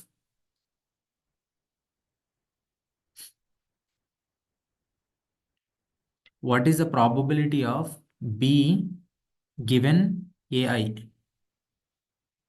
What is this? This is also can be written as probability of AI intersection B by Right. probability of AI, Probability. right? So now I'm taking to this side, probability of AI given B into probability of B is equal to probability of AI intersection B, right? Right? Yes. Now this I'm getting this from this equation. So probability of AI intersection B is equal to probability of AI by B into probability of B. Now from this equation, what I am writing is probability of B by AI into probability of A is equal to probability of AI intersection B, right? From this equation. As these two are equal, what I can write, these two are equal, right? So that becomes probability of AI given B into probability of B is equal to probability of B by given AI into probability of A, right? Now, if I bring this B to this side, this will give you this formula. Probability of AI by B is equal to probability of B given A into probability of A by probability of B. And now I'm replacing probability of B with this formula. Then what I'll get this one. So probability of AI by B is equal to probability of B given AI into P of AI by probability of B by AI into P of I is equal to N. So this is what Bayes formula. This is how the Bayes formula is derived. So now to understand this particular formula, you have some examples, but you just have to understand how we have derived this. Okay, and you also have to understand how we came up with the summation probability of B. Not every time you derive this, but this is the actual intuition behind getting or deriving that formula. Understood? First we have some collectively exhaustive events, which is A1, A2, A3, which constitute the whole space. On top of this space, you are trying to find out the probability of an event B. Event B is nothing but A1 intersection B, A2 intersection B, A3 intersection B. And the probability of B is nothing but probability of A1 intersection B, A2 intersection B, and A3 intersection B. So that can be written as A1 intersection B can be written as A1 by B into probability of B, or B by A1 into probability of A1. Okay. So you can write it in both the ways, but this is easiest way because you're just, the even space, right? A1. So A1 intersection B is nothing but you can write it as A1 by B into probability of B. Okay. Again, you're trying to just find out the probability of B, so you don't want probability of B in the denominator, because what happens that comes here and becomes square and all that stuff will happen. So I'm writing it in the other way, probability of B by A1 into A1. That is what these two are same actually. So I'm trying it to put it in the other way, B by A1 into A1. So when you sum all those things, it becomes B by AI into probability of AI. And now how did I derive this? I derived this from this. Probability of AI by B is equal to probability of A intersection B into P of B. Probability of B by A is equal to probability of A intersection B by P of A, AI. Okay. Now I'm writing this as probability of AI by B into probability of B is equal to probability of A intersection B. And this is written as probability of B by A into P of A is equal to probability of A intersection B. And now as the right hand sides are equal, I'm just equating the left hand sides. That becomes probability of A by B into probability of B is equal to probability of B by A into P of AI. Okay. And now that becomes probability of BIA into P of AI by, I'm getting this down to here. So then becomes probability of AI by B is equal to probability of B by AI into probability of pi ai by probability of p. So probability of p is nothing but the summation of probability of p by a into p of a. So these two are equal now. That becomes the Bayes theorem. Okay. Now let's understand this with an example. This is the problem given to us. In order to manage a credit risk, a bank regulatory rates each of the borrower as A1, A2, A3 based on their credit history. So borrowers are marked as A1, A2, A3. A1 implies low risk. A1 means low risk borrowers. A3 implies high risk. A2 means medium risk. Risk means the chances that the borrower might fail to pay back the loan amount. Higher risk means there is lot of chances for them to not pay the loan amount back. Now we are given with the historical data. Average 30% of the customers are rated A1. Okay. What is the probability of A1 now? What is the probability of A1? 30% of customers, right? Now what becomes the probability of A1? 60% are rated as A2 and 10% are rated as A3.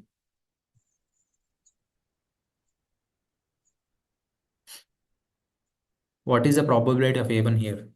30% of customers are rated as A1. What is the probability of A1?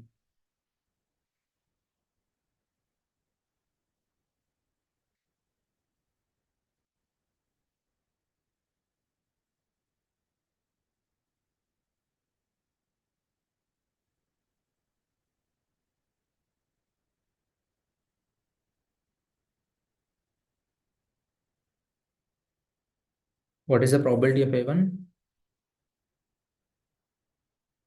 30% of customers are rated as A1.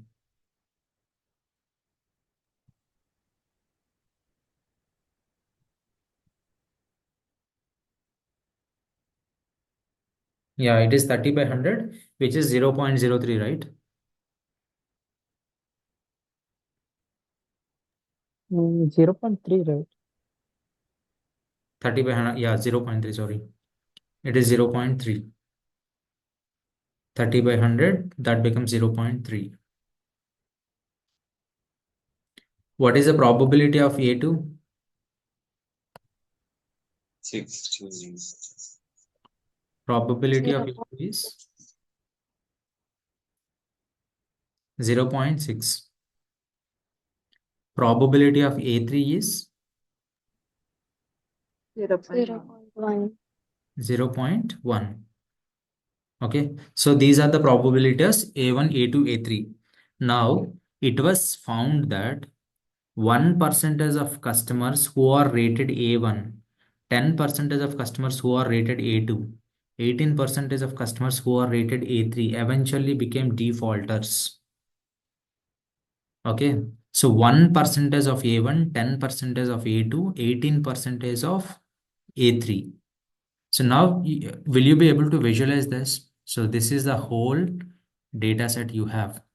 In this A1 you have, A2 you have, A3 you have. This is A1, this is A2, and this is A3.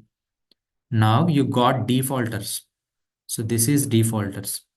What are the defaulters? 1% of A1 are defaulters, 10% of A2 are defaulters, 18% of A3 are defaulters.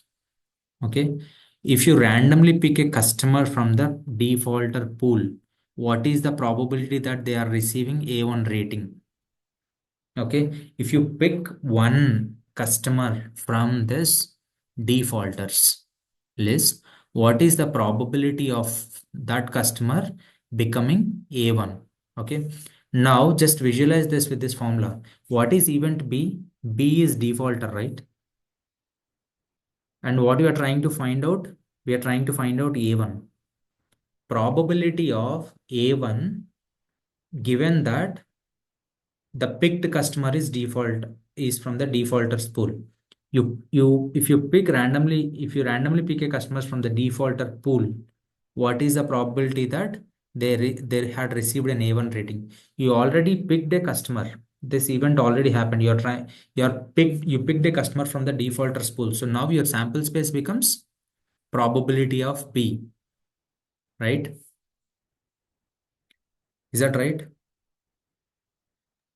Yes. Okay. Now you tell me what is the probability of A1 intersection B?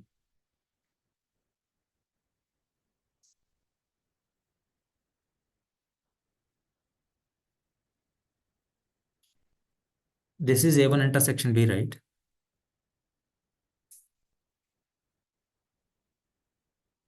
Are they dependent events or independent events? A1 and B are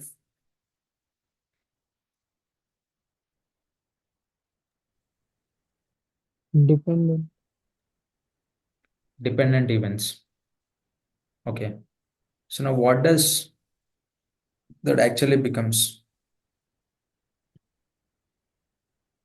1%, 0.01. What is that? 0.01. 1%. 1% out of what is the out of what? 29%.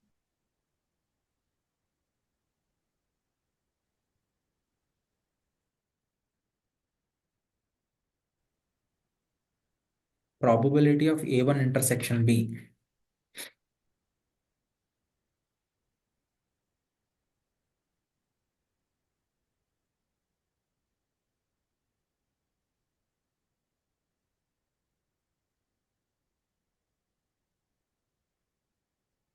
It would be 1%, right? Because here it is given that 1% of the customers were rated A1 who defaulted. Yeah. So what will be the denominator now? So you're trying to find out the intersection probability of A1 intersection B. How can we write this in um, the nominal form? Like you can write it as how you're coming to 1% is what I'm trying to. So there it is given as 1%. 1% of A1 are defaulters. So you know what is the count of A1? Let's suppose 30% as it is 0.3 is the probability of A1. Now you're trying to find out the probability of A1 intersection V. So the total Okay, so number of Mhm. probability of A1 given B by probability of B. Probability of A1 given B. So you have to write it in the other way because um, so it would become square if you write B. This you remember this, right? If you are writing this as B in the denominators, this goes this side and becomes B square, Mm. which we don't want. It becomes complex. So you can write it in the other way as well, right? So it's always better to. Yes, yes. Okay. Now, what is the probability of B given A1?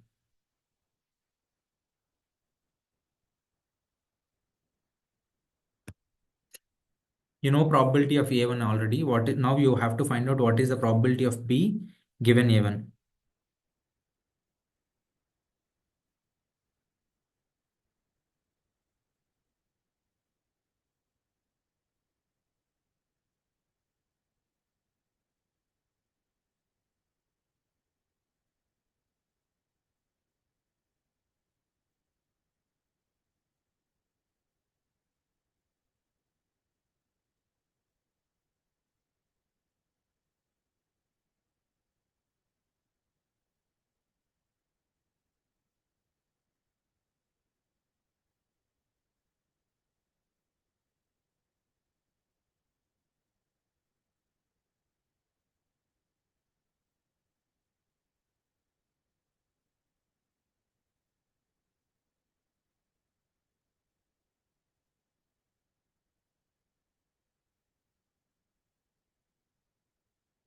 What is the probability of B given A1?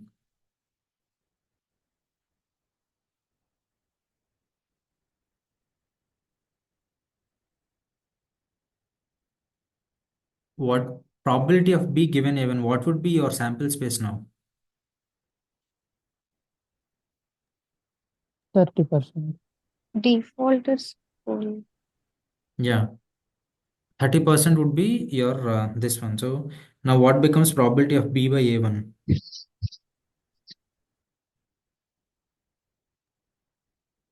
1 by 30.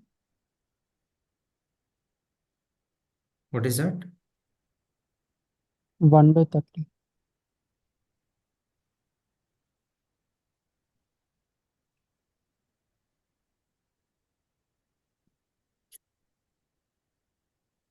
1 by 30.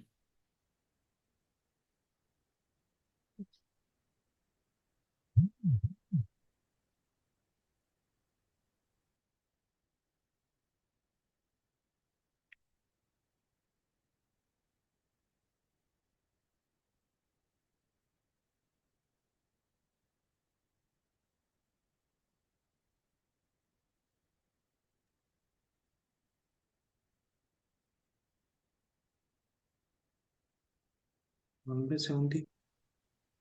1 by, what is that you're saying? It's PA bar is 100 is what you're saying for probability of A1. What is the probability of B given A1?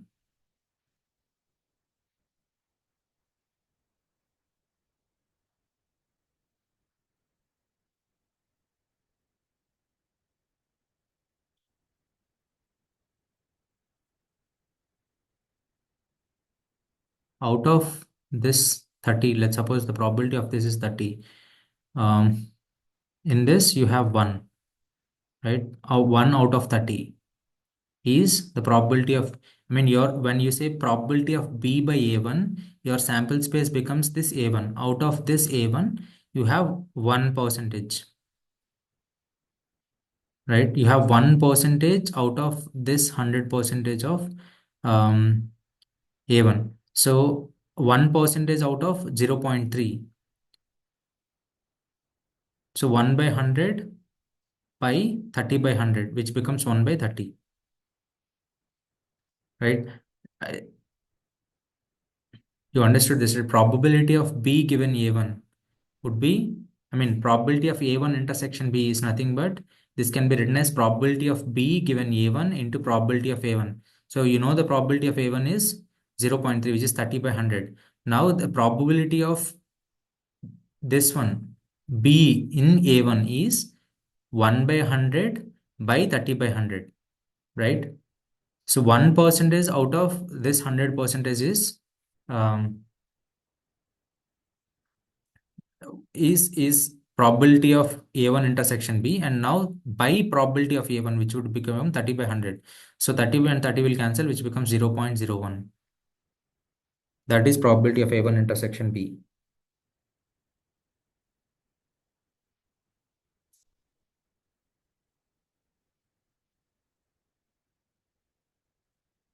Is that right?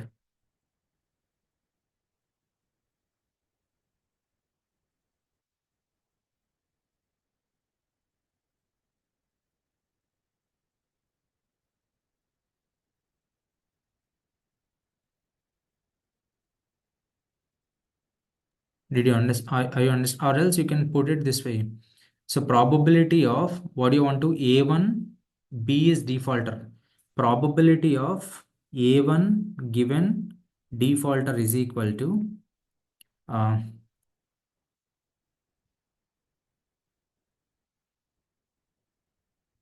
so B is defaulter and A is A1.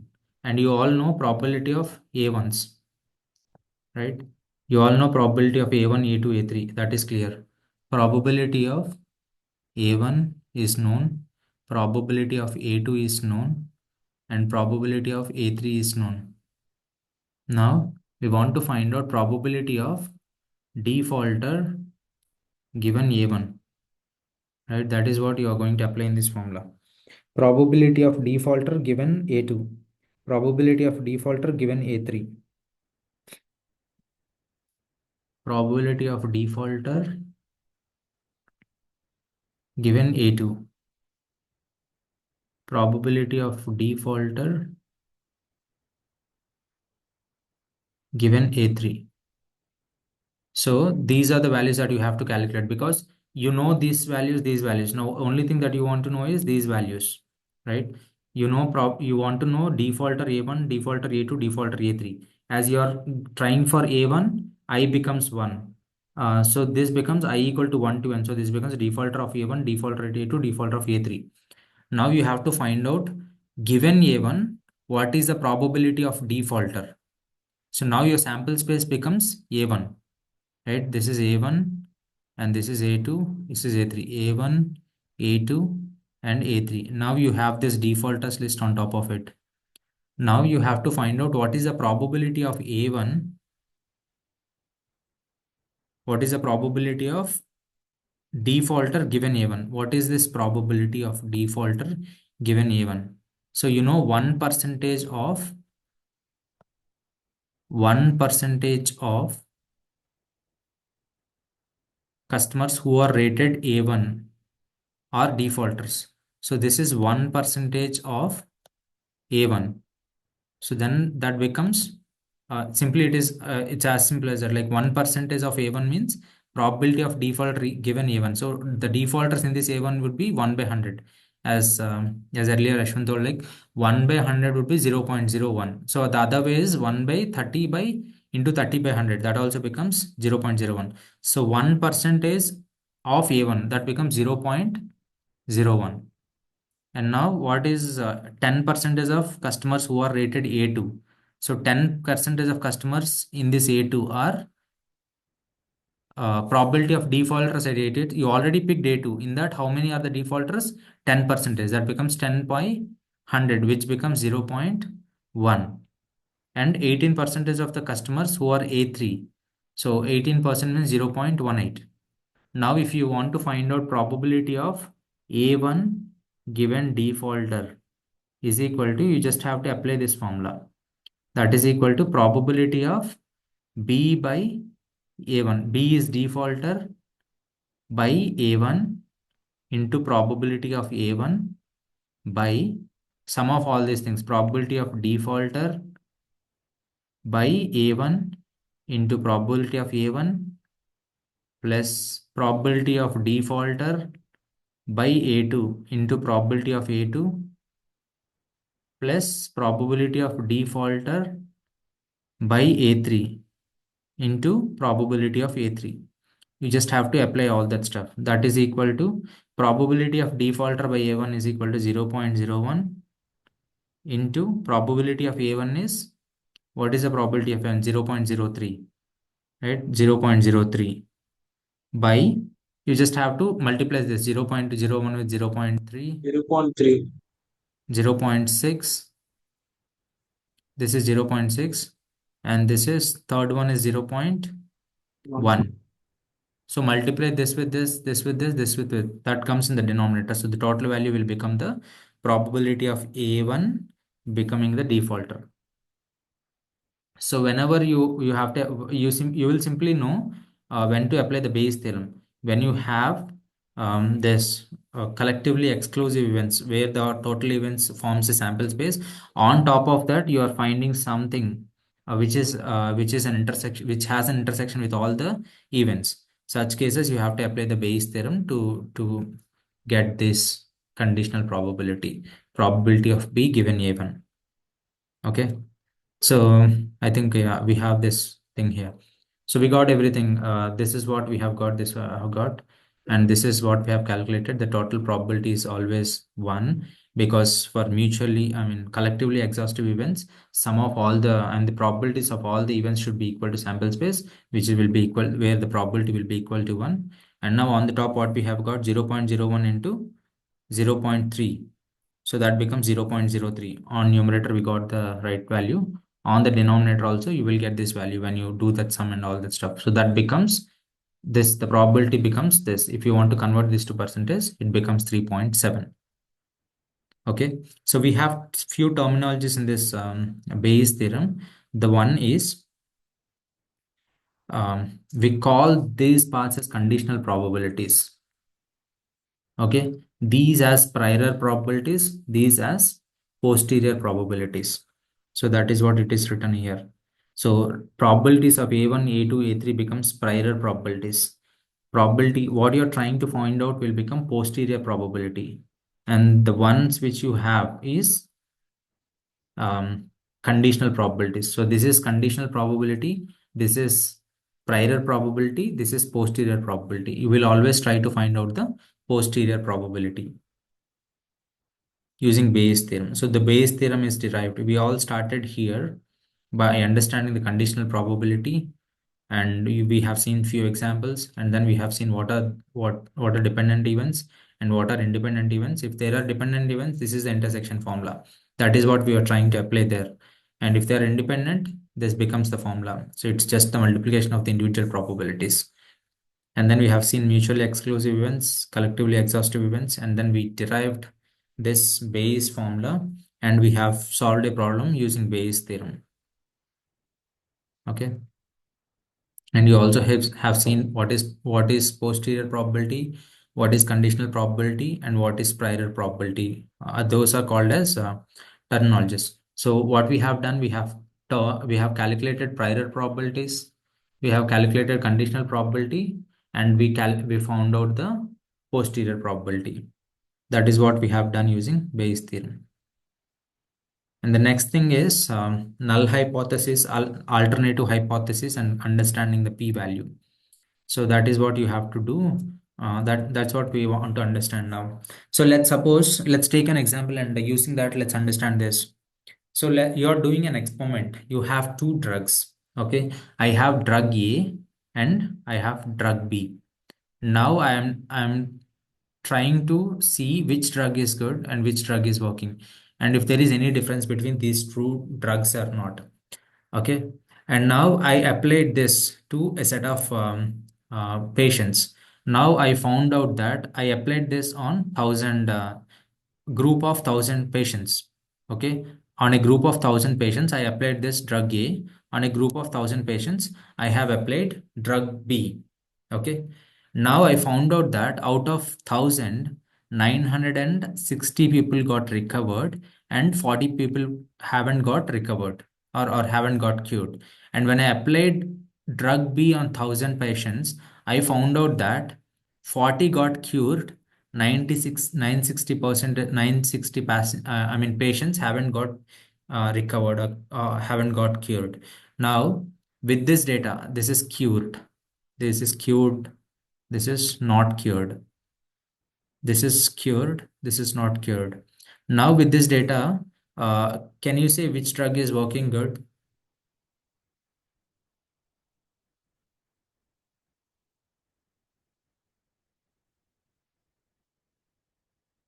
Which drug is working fine? I mean, which drug is giving good results?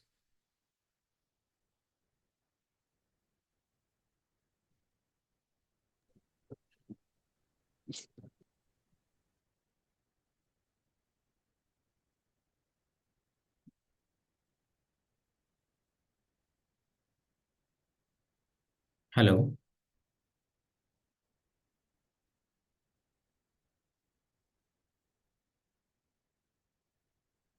Yeah. So A is giving good results, right? Out of 10,000 patients, 960 got recovered and 4 haven't got recovered. Now you understood, like, this drug A is working fine. Now, now let's understand the other angle of this. So there could be some patients in this 960 where they might have very good, you know, um, immunity powers. So out of 960, let's suppose I have some patients, around 60 patients has high immunity power. Okay, that's the reason they might have got recovered. That drug A might not have actually worked.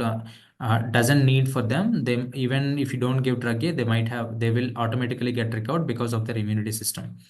But some patients in this 960 might have got good results, but they have preconditions. They might have used another drugs which contradict or which kills the effect of this particular drug. There could be some patients in this particular zone, but technically this data clearly shows that this drug is working fine and this drug is not working fine. Now let's take the other example and see how does it actually looks like. Now I'm taking the same example now, and this is how it looks like. So now I have again two drugs. Now again I have two drugs, drug A and drug B. Now I have two drugs again, drug A and drug B. This is my drug A and this is my drug B. Now when I applied this to again 10,000 patients, I found out that 560 got cured and what is the rest? 440 haven't got cured. This is cured and this is not cured. And here I have 510 patients got cured and I got 490 patients got not cured. Okay, and also understand that what we have discussed. So there could be some patients whose immunity systems are good, or some patients might have used drugs, other drugs, which kills the effect of the drugs that we're using, which we are don't know when you're doing the experiment. So using this data, can you say which drug is doing good? If there is any, do you think there is any difference between the two drugs in terms of their effect on the patient's condition? Can you with this data, can you say drug A is doing better when compared to drug B when you are trying this on sample of 1,000 patients? We technically cannot say that, right? So you with this data, there is very minimal difference between the cured and not cured, right? 440, just 60 patients. There might have some patients whose immunity system is very high, so that they automatically got recovered, right? So they might have automatically got recovered, but we might have some patients whose health condition is, I mean, those are using drugs that contradict the drug B. Out of these 60, there could be somewhere around, what is this? So there, out of this 560, there could be some patients whose condition is very good. They have high immunity system. That's the reason they don't really need drug A. They will automatically get cured. Let's suppose 50 patients have high immunity system. So they don't really need any drug. They automatically get cured. There are chances.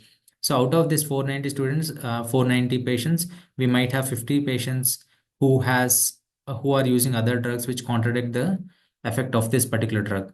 So this data cannot actually determine if there is any difference between the two drugs or not. So what should be the difference between this queued and queued counts or not queued counts to confidently say there is a difference between the two drugs, or drug A is having high impact when compared to drug B? What is the difference is needed to confidently say uh, there is a difference between the two drugs? So to determine that, we have something called as p-value. So the p-value is something which determines whether we can actually um, conclude or say confidently that there is a difference between these two drugs or not. So we calculate the p-value, and that p-value will say whether we can confidently say these two drugs are different or not, or if there's two difference are not different. I mean, those two drugs have the same impact or not. So p-value will help us to decide that particular stuff. So now understand what is p-value with this example. So p-value just decides or experiment what is the confidence of our experiment result.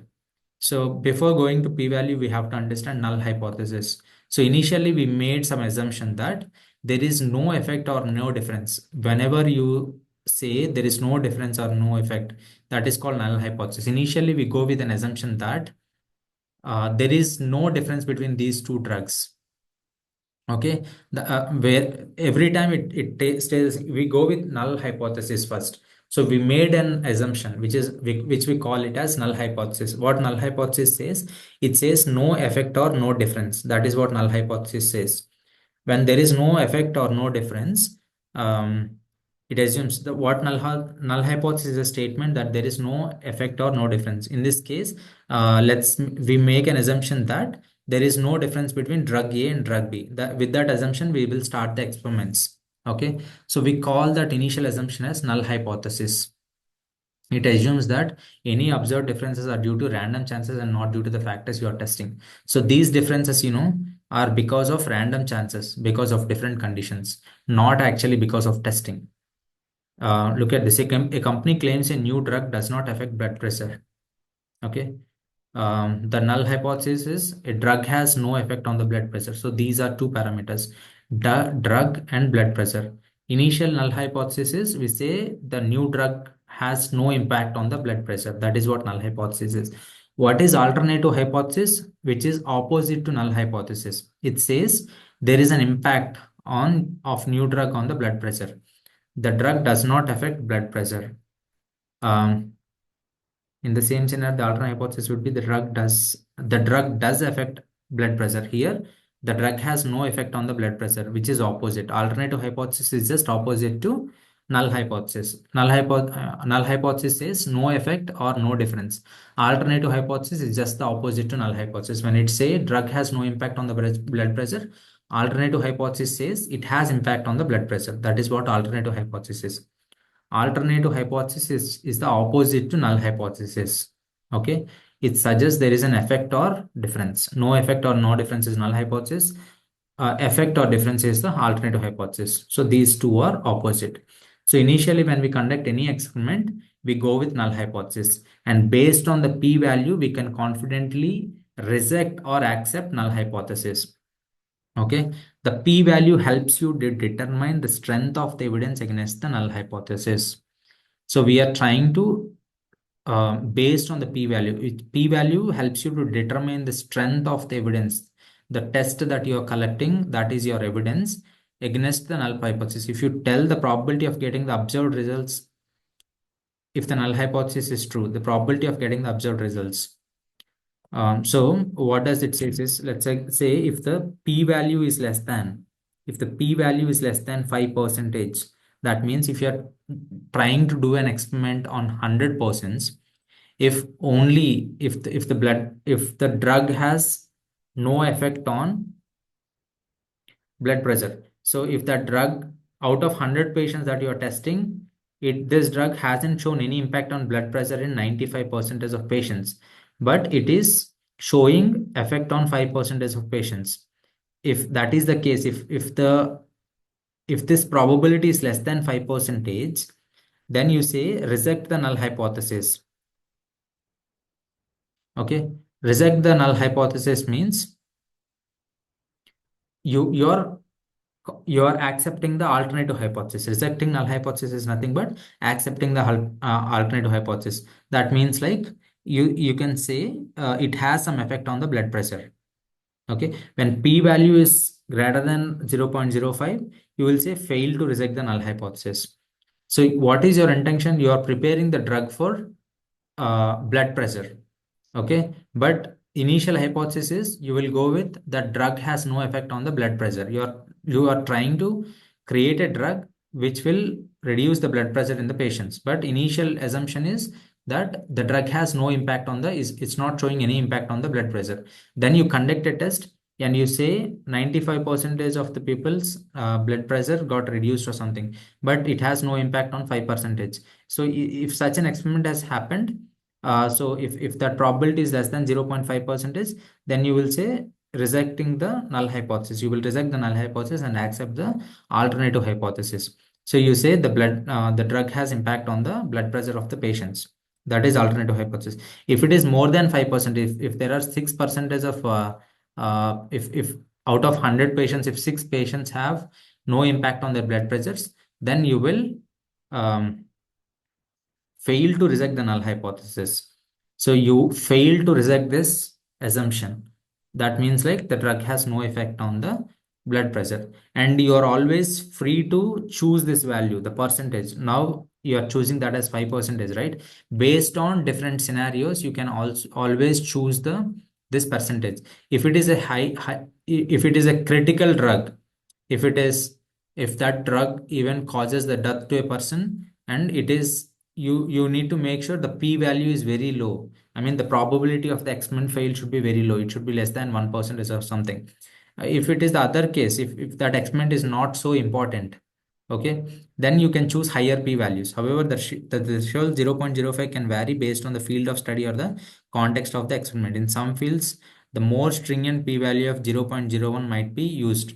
So p-value is always dependent on the a kind of experiment that you're doing. Okay, so if the experiment is related to health and drugs, which is very critical, if it may cause death to some person, so that experiment is very critical. So in that cases, you can choose very low p values. But in some cases, you can choose p values up to 0.2. Let's suppose your study is based on the fashion and the beauty that that a particular costume brings to your face. That is not highest probability. Even if 80% is success rate, is a good deal for the cost that costume designing company. So they can just go with the 20% of probability to just accept or reject the null hypothesis. So that is what null hypothesis means, alternative hypothesis, and p-value means. So we have few terminologies. One is null hypothesis, alternative hypothesis, reject the null hypothesis, fail to reject the null hypothesis. When you reject the null hypothesis, if it is less than 0.05, you reject the null hypothesis. It means like it has some impact or difference. When you fail to reject the null hypothesis, it means like there is no impact or no difference. Okay. Fail to reject null hypothesis, accepting null hypothesis. Rejecting the null hypothesis means accepting the alternative hypothesis. So that is what null hypothesis, alternative hypothesis, and p-value means is. Okay. And now goes to the contingency table. Okay. Contingency table is something which is very important to determine the relationship between two categorical variables. Till now, we have studied about numerical variables, and if there is an dependency between those variables, we were able to find out that, I mean, using calculating the covariance, correlation, and all that stuff, right? Standard deviation and all that stuff. That tells us the behavior of, I mean, not what is that? Standard deviation is tells about your dispersion, but covariance and correlation is something that tells you the dependency of two random variables, right? But we never tried of relationship between two categorical variables. Those are all numerical variables. We got some data points, and then we plot the data points, and you found out that covariance or correlation. But contingency tables are basically are the tables displays the frequency distribution of variables. Okay, this is the frequency distribution of variables. That means let's take this example. So you are taking some 300 persons, and out of those 300 persons, you are trying to understand if they have lung disease or not, and if they are smoking or not. So you're counting them. You go to first person and ask him, you smokes or not, and do you have any lung diseases? You calculate that. If he falls under lung disease, you just calculate it as one. Go to the second person, get the details. If he is a smoker and lung disease, increment 2. That's how you take you reach out to all the 300 patients and capture the details in this particular table. Okay, that is what frequency distribution is between categorical variables. So what are categorical variables here? Smoking is the categorical variable, and lung disease is the categorical variable. So what are the values under those categorical variables? Smoker and non-smoker are the categorical variables. Under lung disease, what are the values of the categorical variables? Lung disease and no lung disease are the categorical variables. Look at this. We have two categorical variables. One is smoking status and the lung disease. Now, what we are trying to find out here, we are trying to find out the impact of smoking on lung diseases. So we are trying to find out the relation between smoking and the lung disease. Okay. So frequency distribution, this contingency table will capture the frequency distribution. Frequency distribution is this one. So we call this as observed frequencies, right? So we took some sample of people, and we are actually getting the, logging the observations. We reach out to persons and getting the real data from this in this table. We are logging this in the table. We call this as observed frequencies. So when is contingency table used? It is particularly useful for examining the relation between two or more categorical variables. The table typically consists of rows and columns that represents the different categories of the variables, with each cell in the table showing the count of frequencies of occurrence for a particular combination of these categories. So this is combination of two categorical variables will be logged here. That is what contingency table basically means.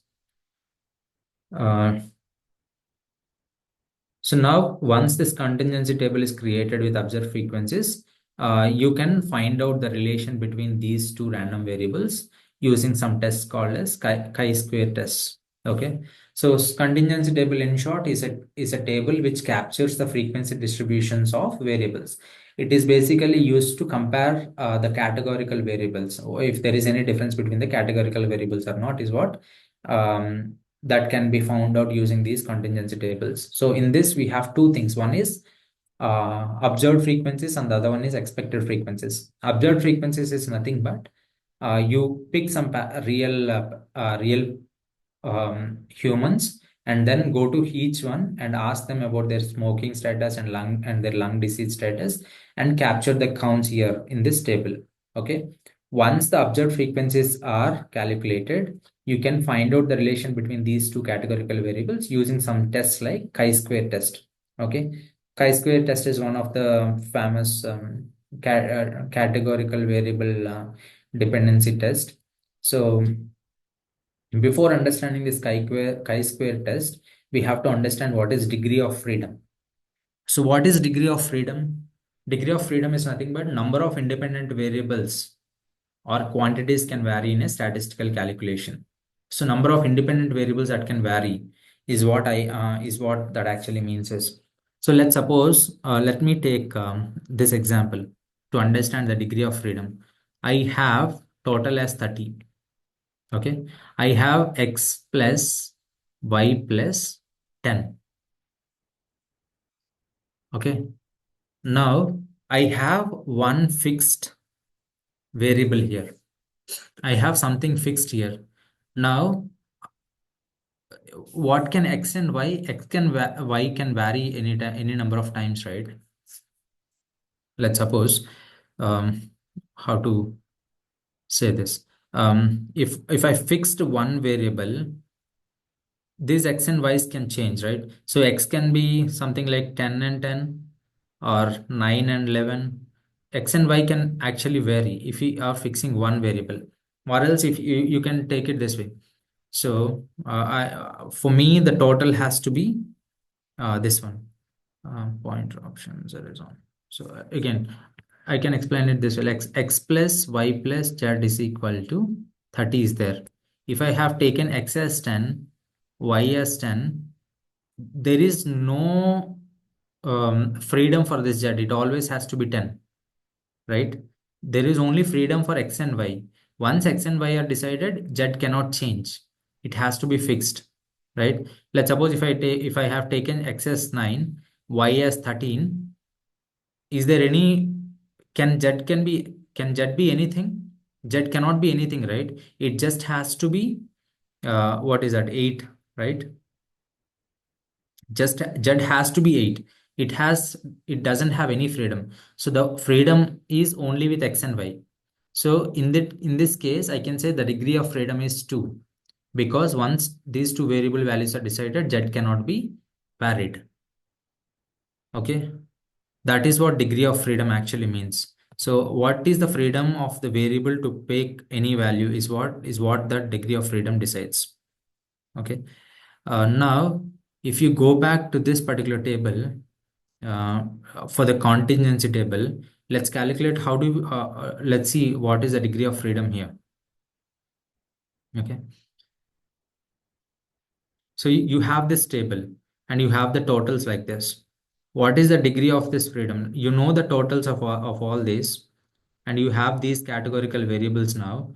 Once you have this value, lung disease value is 40, what is the, you know, what is the degree of freedom? So once you decided this as 40, this can be anything. Let's suppose the lung disease can be 39 or whatever it is. You can choose any value. You have some freedom here, right? Once that freedom is chosen, once that value is chosen, once this value is chosen as 40, can this be anything? Can this be anything? Can this be anything? So you know the total is 100. So this has to be 60 for sure. Okay.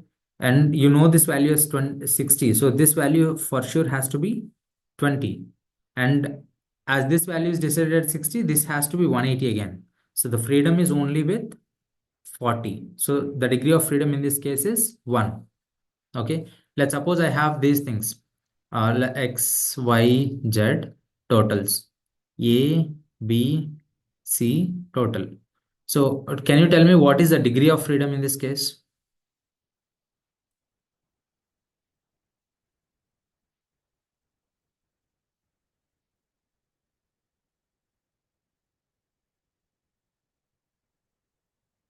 What is the degree of freedom? If you choose some value here, still it has some freedom, right? You can choose any value here as well. You can choose any value here as well. You can choose any value here as well. But once these 4 values are chosen, you don't have option to choose here because the sum of this has to be equal to this. You don't have any option to choose any value here because sum of this has to be equal to this. You don't have freedom here. You don't have freedom here. You don't have freedom here. Because you don't have freedom here, this also has to be fixed. So the degree of freedom of this is just 4. Understood? So if you keep this as formula, it is something like row minus 1 into column minus 1. So that will be the degree of freedom for the contingency table. So if you're taking 6 rows, if you're taking another row, you will not have freedom here in these variables. You will have freedom for all these variables, which is equal to 4 minus 1, which is 3, 4 minus 1, which is 3. So the degree of freedom would be 9 there. So that is how you decide the degree of freedom for anything, even if it is table or sum of variables or whatever it is. So the degree of variable, as we described now, degree of freedom for contingency table is r minus 1 into c minus 1. R is the row of columns, c is the number of columns. Okay. So the first step in this chi-square test is you will create a contingency table. Once you created this contingency table, the second step is calculating the expected frequencies. What is expected frequency? What is expected frequency? How we came up to this formula. Okay, so let's derive this formula. How we got this formula is something which we have to understand. So let's in chi-square test, when you're calculating the expected frequencies, we assume that what is our null hypothesis? We assume that there is no dependency between these two variables. They are independent. We assume that the smoking status and lung disease are independent. When you say independent, what is the intersection of both of them? It is just the multiplication of the probability of A into probability of B, because probability of B given A is nothing but probability of B, because event A don't have any impact on event B. Okay, so probability of A intersection B becomes probability of A into probability of B. Okay, now let's see what we are trying to find out. Expected frequency. Okay, expected frequency of a smoker and a deceased. When you say they both are independent, what is the probability of a smoker?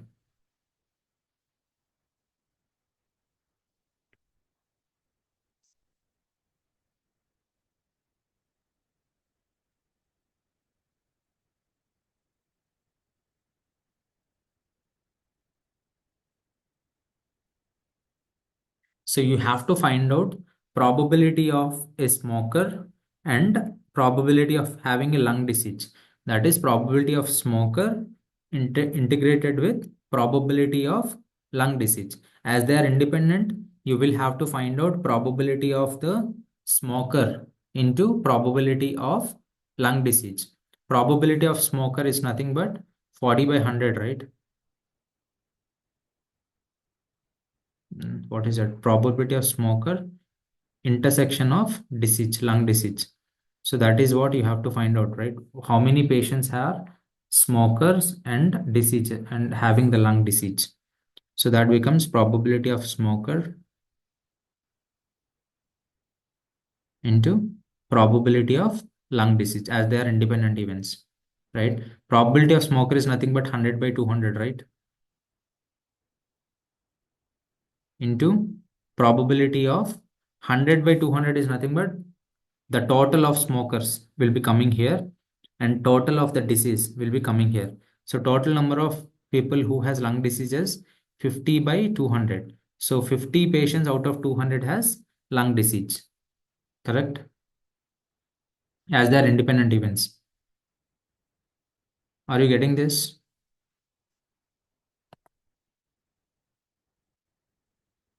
So we are trying to find out the intersection of these two things.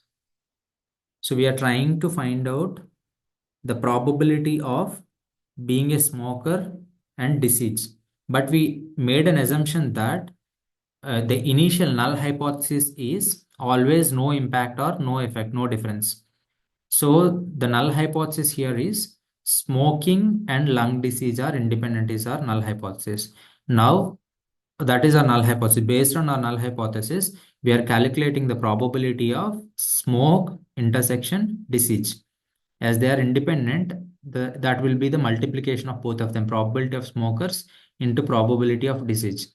Probability of smokers is nothing but total number of smokers by grand total, right? So this is 100 by 200. Out of 200 patients, the number of people who are smoking is 100. So total number of smokers by grand total. So total number of smokers is nothing but row total of I. Okay, row total of smokers by grand total, which is 200, into probability of disease. What? How many patients have disease? 50 patients out of 500. So 50 by 200, which is nothing but this is column total of J, right? I is smoke, J is disease. So column of J, column of disease total. So 50 by 100. So this becomes row total of I into column total of I by column total of J by grand total into grand total. Okay, this is probability. When you know the probability, if you want to know the frequency or expected count, you just have to multiply that with grand total. Okay, then row total into column total by grand total into grand total becomes into grand total will become row into column by grand total. Why we have to multiply with grand total when you know the probability? If you have 100 students, out of the 50 students are girls and 50 students are boys. If you are asked about probability of a girl, you will say 50 by 100, which is 1 by 2. Okay, now if you want to know how many girls, this is the probability of girls. If you want to know how many girls are there, then you have to multiply with the grand total, 1 by 2 into 100. That becomes 50. So 50 girls are there. The probability is nothing but a percentage kind of the how much portion, what is the probability. But if you want to calculate the counts or frequencies, you have to multiply that with grand total. That is why after getting the probability, when you multiply with grand total, you get the frequency. That is how you calculate the expected frequencies from the observed frequencies. So once the expected frequencies are calculated from this contingency table, um, you can calculate the chi-square statistics. So now expected observed frequencies, expected frequencies. Expected frequencies will be calculated for every row. So for this row, it will be 100 into 50 by 200. This row, 100 into 150 by 200. So row total into column total by grand total is the expected frequency. And this is the derivation for expected frequency. So for this row, the row total here is 100, column total here is 50. 100 into 50 by 200. Here, row total is 100, column total is 150. 100 into 150 by 200. For this row total is 100, column total is 50. 100 into 50 by 200.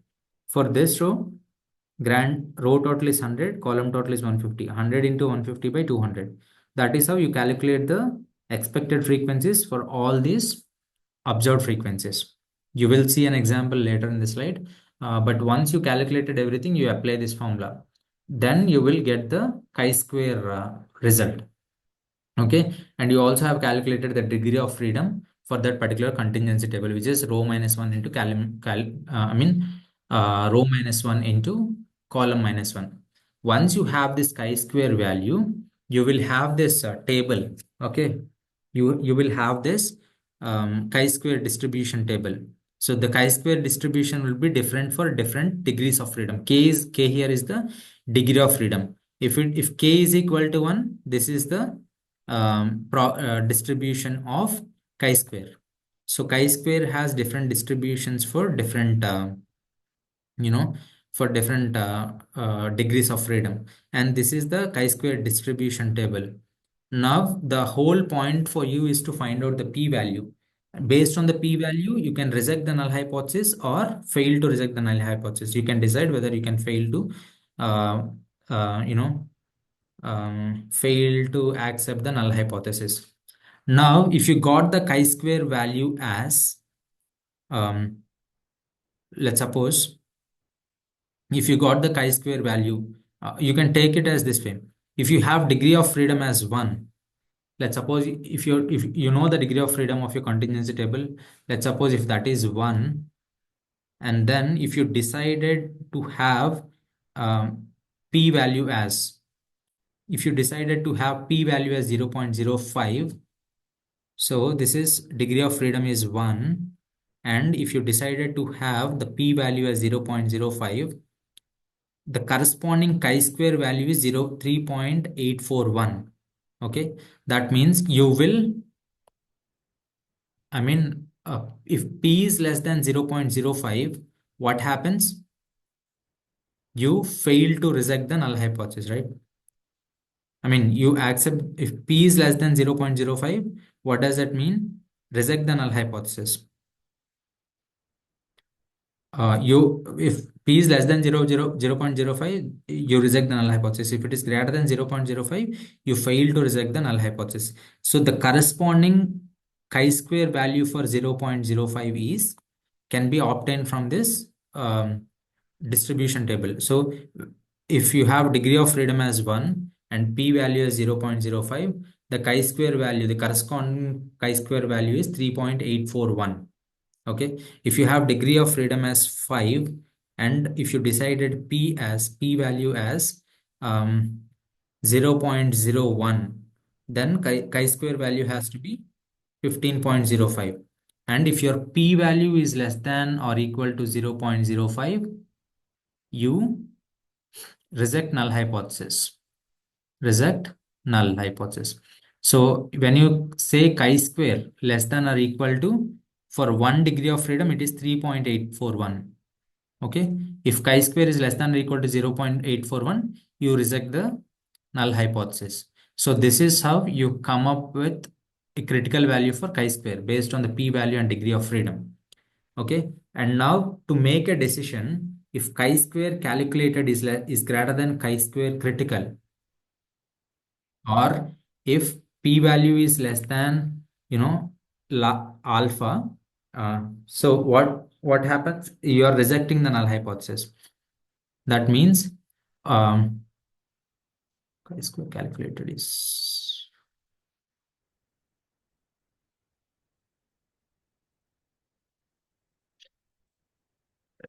look at the chi-square values. When you move forward, when p is decreasing, chi-square is increasing. Okay, when p is increasing, chi-square is decreasing.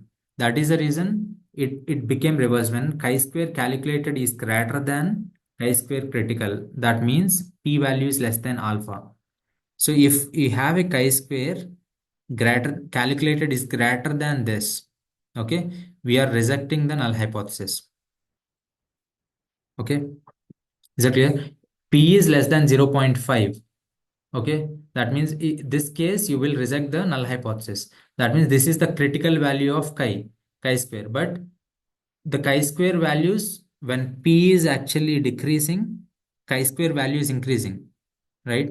So when the chi-square values above this critical value are decreasing, when p value is increasing, chi-square values are decreasing. So this is the threshold. When you get any value greater than this, you reject the null hypothesis.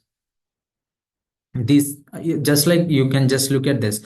When p value is decreasing, chi-square is increasing. When p is increasing, chi-square is decreasing. That is the reason you got this label reverse. Here it is less than. When p is less than alpha, you reject the null hypothesis. When critical values, when calculated chi-square value is greater than critical value of chi-square, you reject the null hypothesis. Else you fail to reject the null hypothesis. Okay.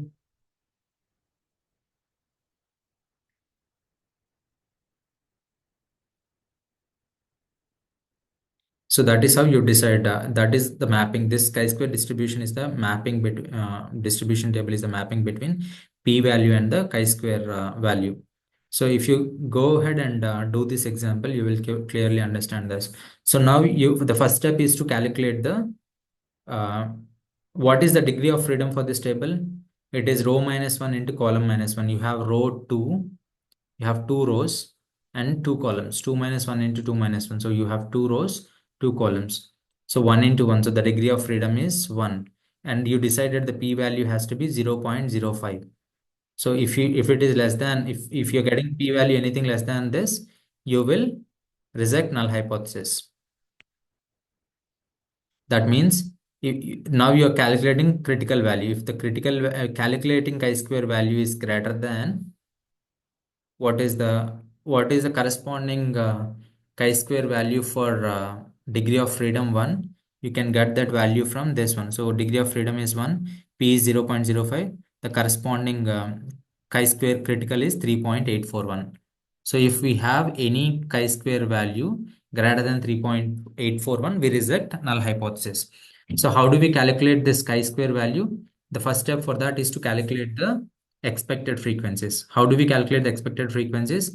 For disease, it is row total 100 into 150 by 200.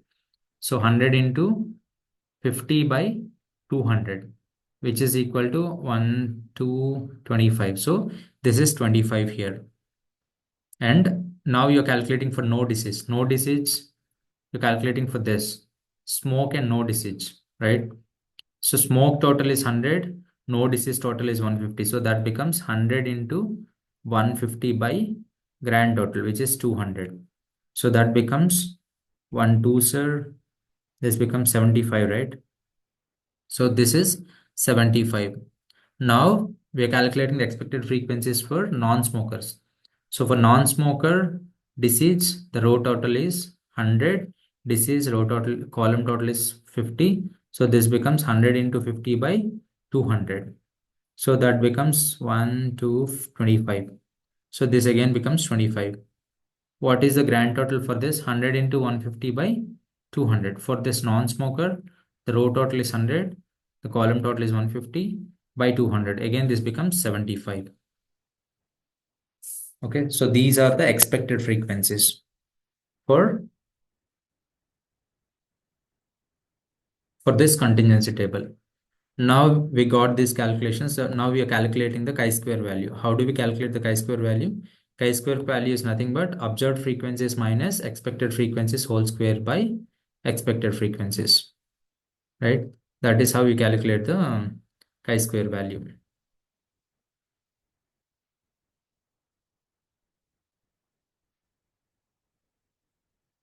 Okay.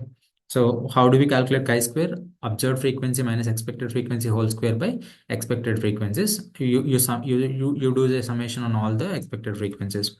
So now how do we calculate the chi-square value for this? So 40 minus 25 whole square by 25. So you're done with this. Plus 60 minus 75 whole square by 75. Plus for this 10 minus 25 whole square by 25. Plus what is the value of this? 90 minus 75 whole square by expected frequency is 75. So when you get a value for this, that is chi-square calculated value. And when you compare chi-square calculated with 3.841. So what is the null hypothesis that we made? No, smoke and disease are independent. No relation between, or smoke has no impact on disease. It can be anything. Snow has no effect on lung disease. No effect on lung disease is our null hypothesis. So based on this chi-square value, you will reject the null hypothesis or fail to reject the null hypothesis. So can you calculate this chi-square value quickly? 40 minus 25 whole square plus 25.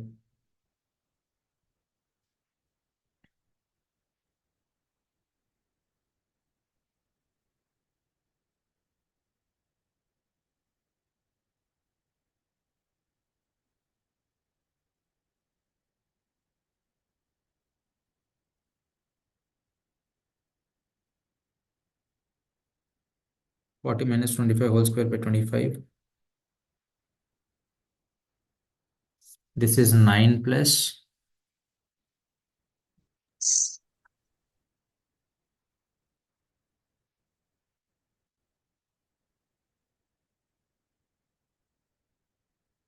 60 minus 75 whole square.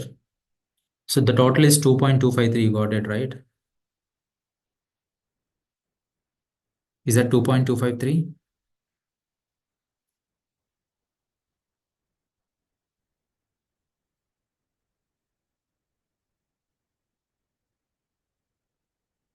Sixty minus 75 whole square divided by 75 plus 3 plus 10 minus 25 whole square plus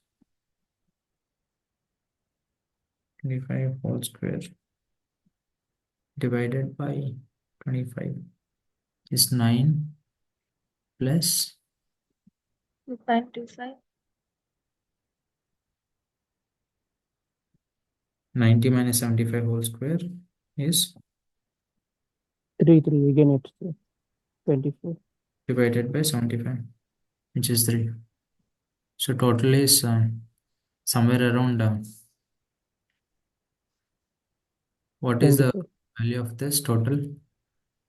9 plus 3, 12, 24, right?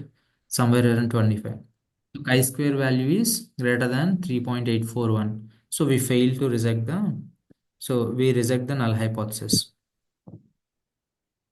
Right? So chi-square p value, when chi-square calculated is greater than 3.841, we reject the null hypothesis.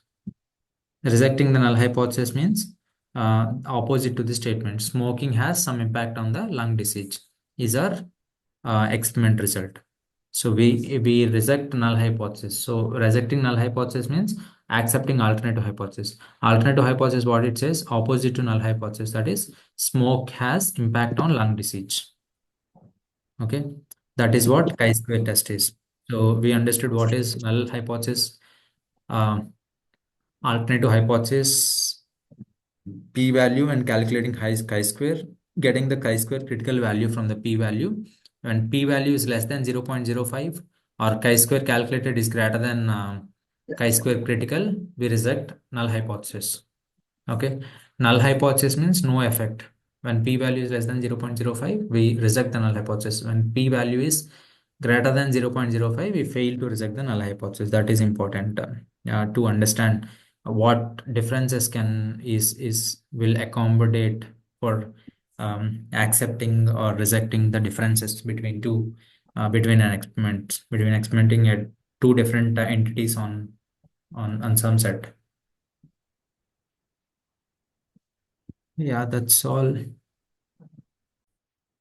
For This is the correlation that coefficient, right? the correlation values, the possible correlation values is always between -1 and +1. +1 means the variables are strongly correlated. -1 means they are strongly correlated, but in the negative direction. When it is 0, they are not correlated. When we move close to 0, the correlation will decrease. When we move close to 1, they are strongly correlated. But how come the correlation values is between -1 to +1 is, this is the derivation. We know the correlation is calculated from covariance of x comma y by standard deviation of x by standard deviation of y, right? So covariance is calculated as xi minus mu I by x2 minus mu2 by n, right? Is that the formula? What is the formula for covariance?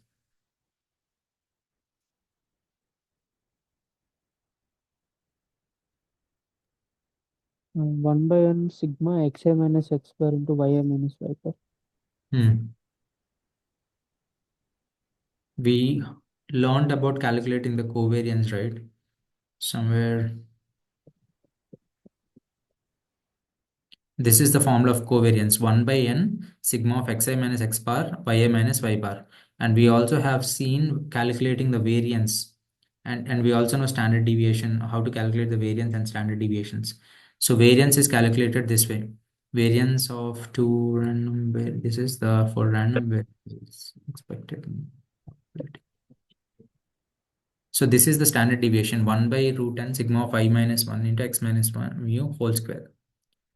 So if you go back to this formula, so here you have root n by root n, which becomes n, and this variance also has numerator n. So that gets cancelled, right? That gets cancelled.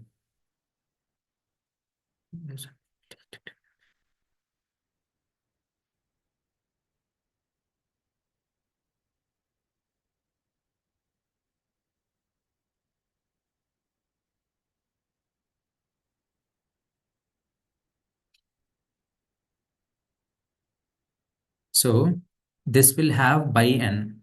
This has root n, root n. Standard deviation is nothing but root of, this is the formula for standard deviation. So root n will become n, this will get cancelled. So this is the whole formula. And now, what is that we have?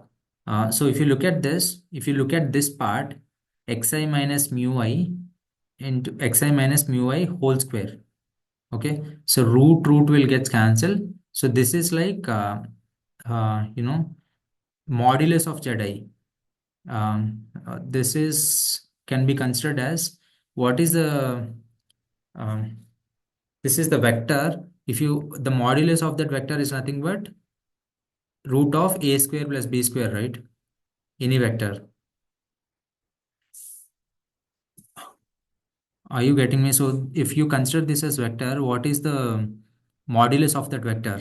It is just square root of that, right? Xi minus mu I whole square. So that is z1 whole square. And this is z2. This is modulus formula, right? This is the modulus of this vector. This is the modulus formula of this vector, xi minus mu I. So that becomes x transpose into z1 transpose into z2 by modulus of z1 into modulus of z2.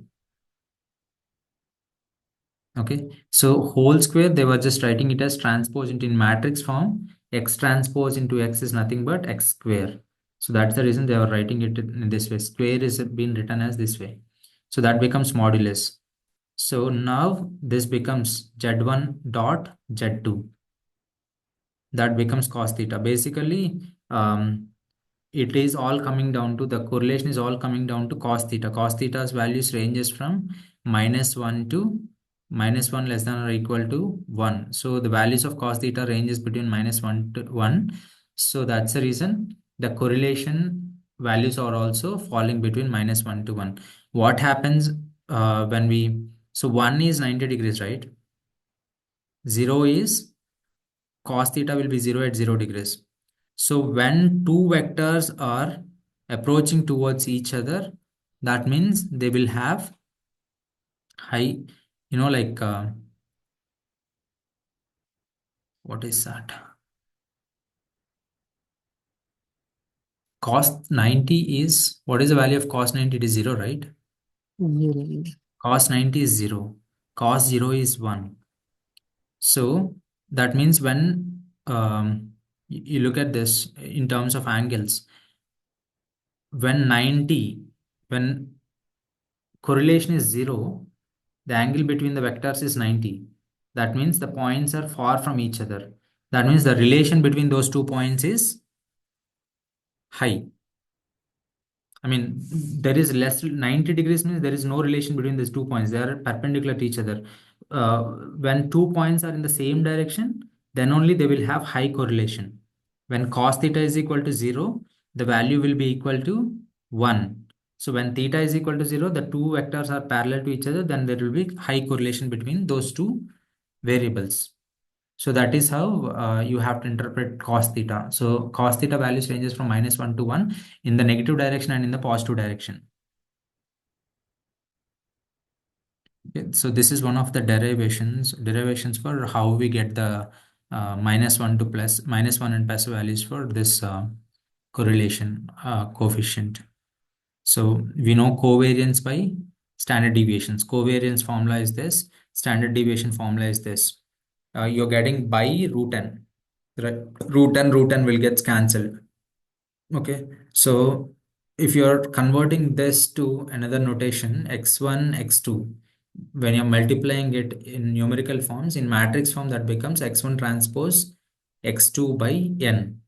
Okay, so you're just converting x to z here, z1 transpose into z2.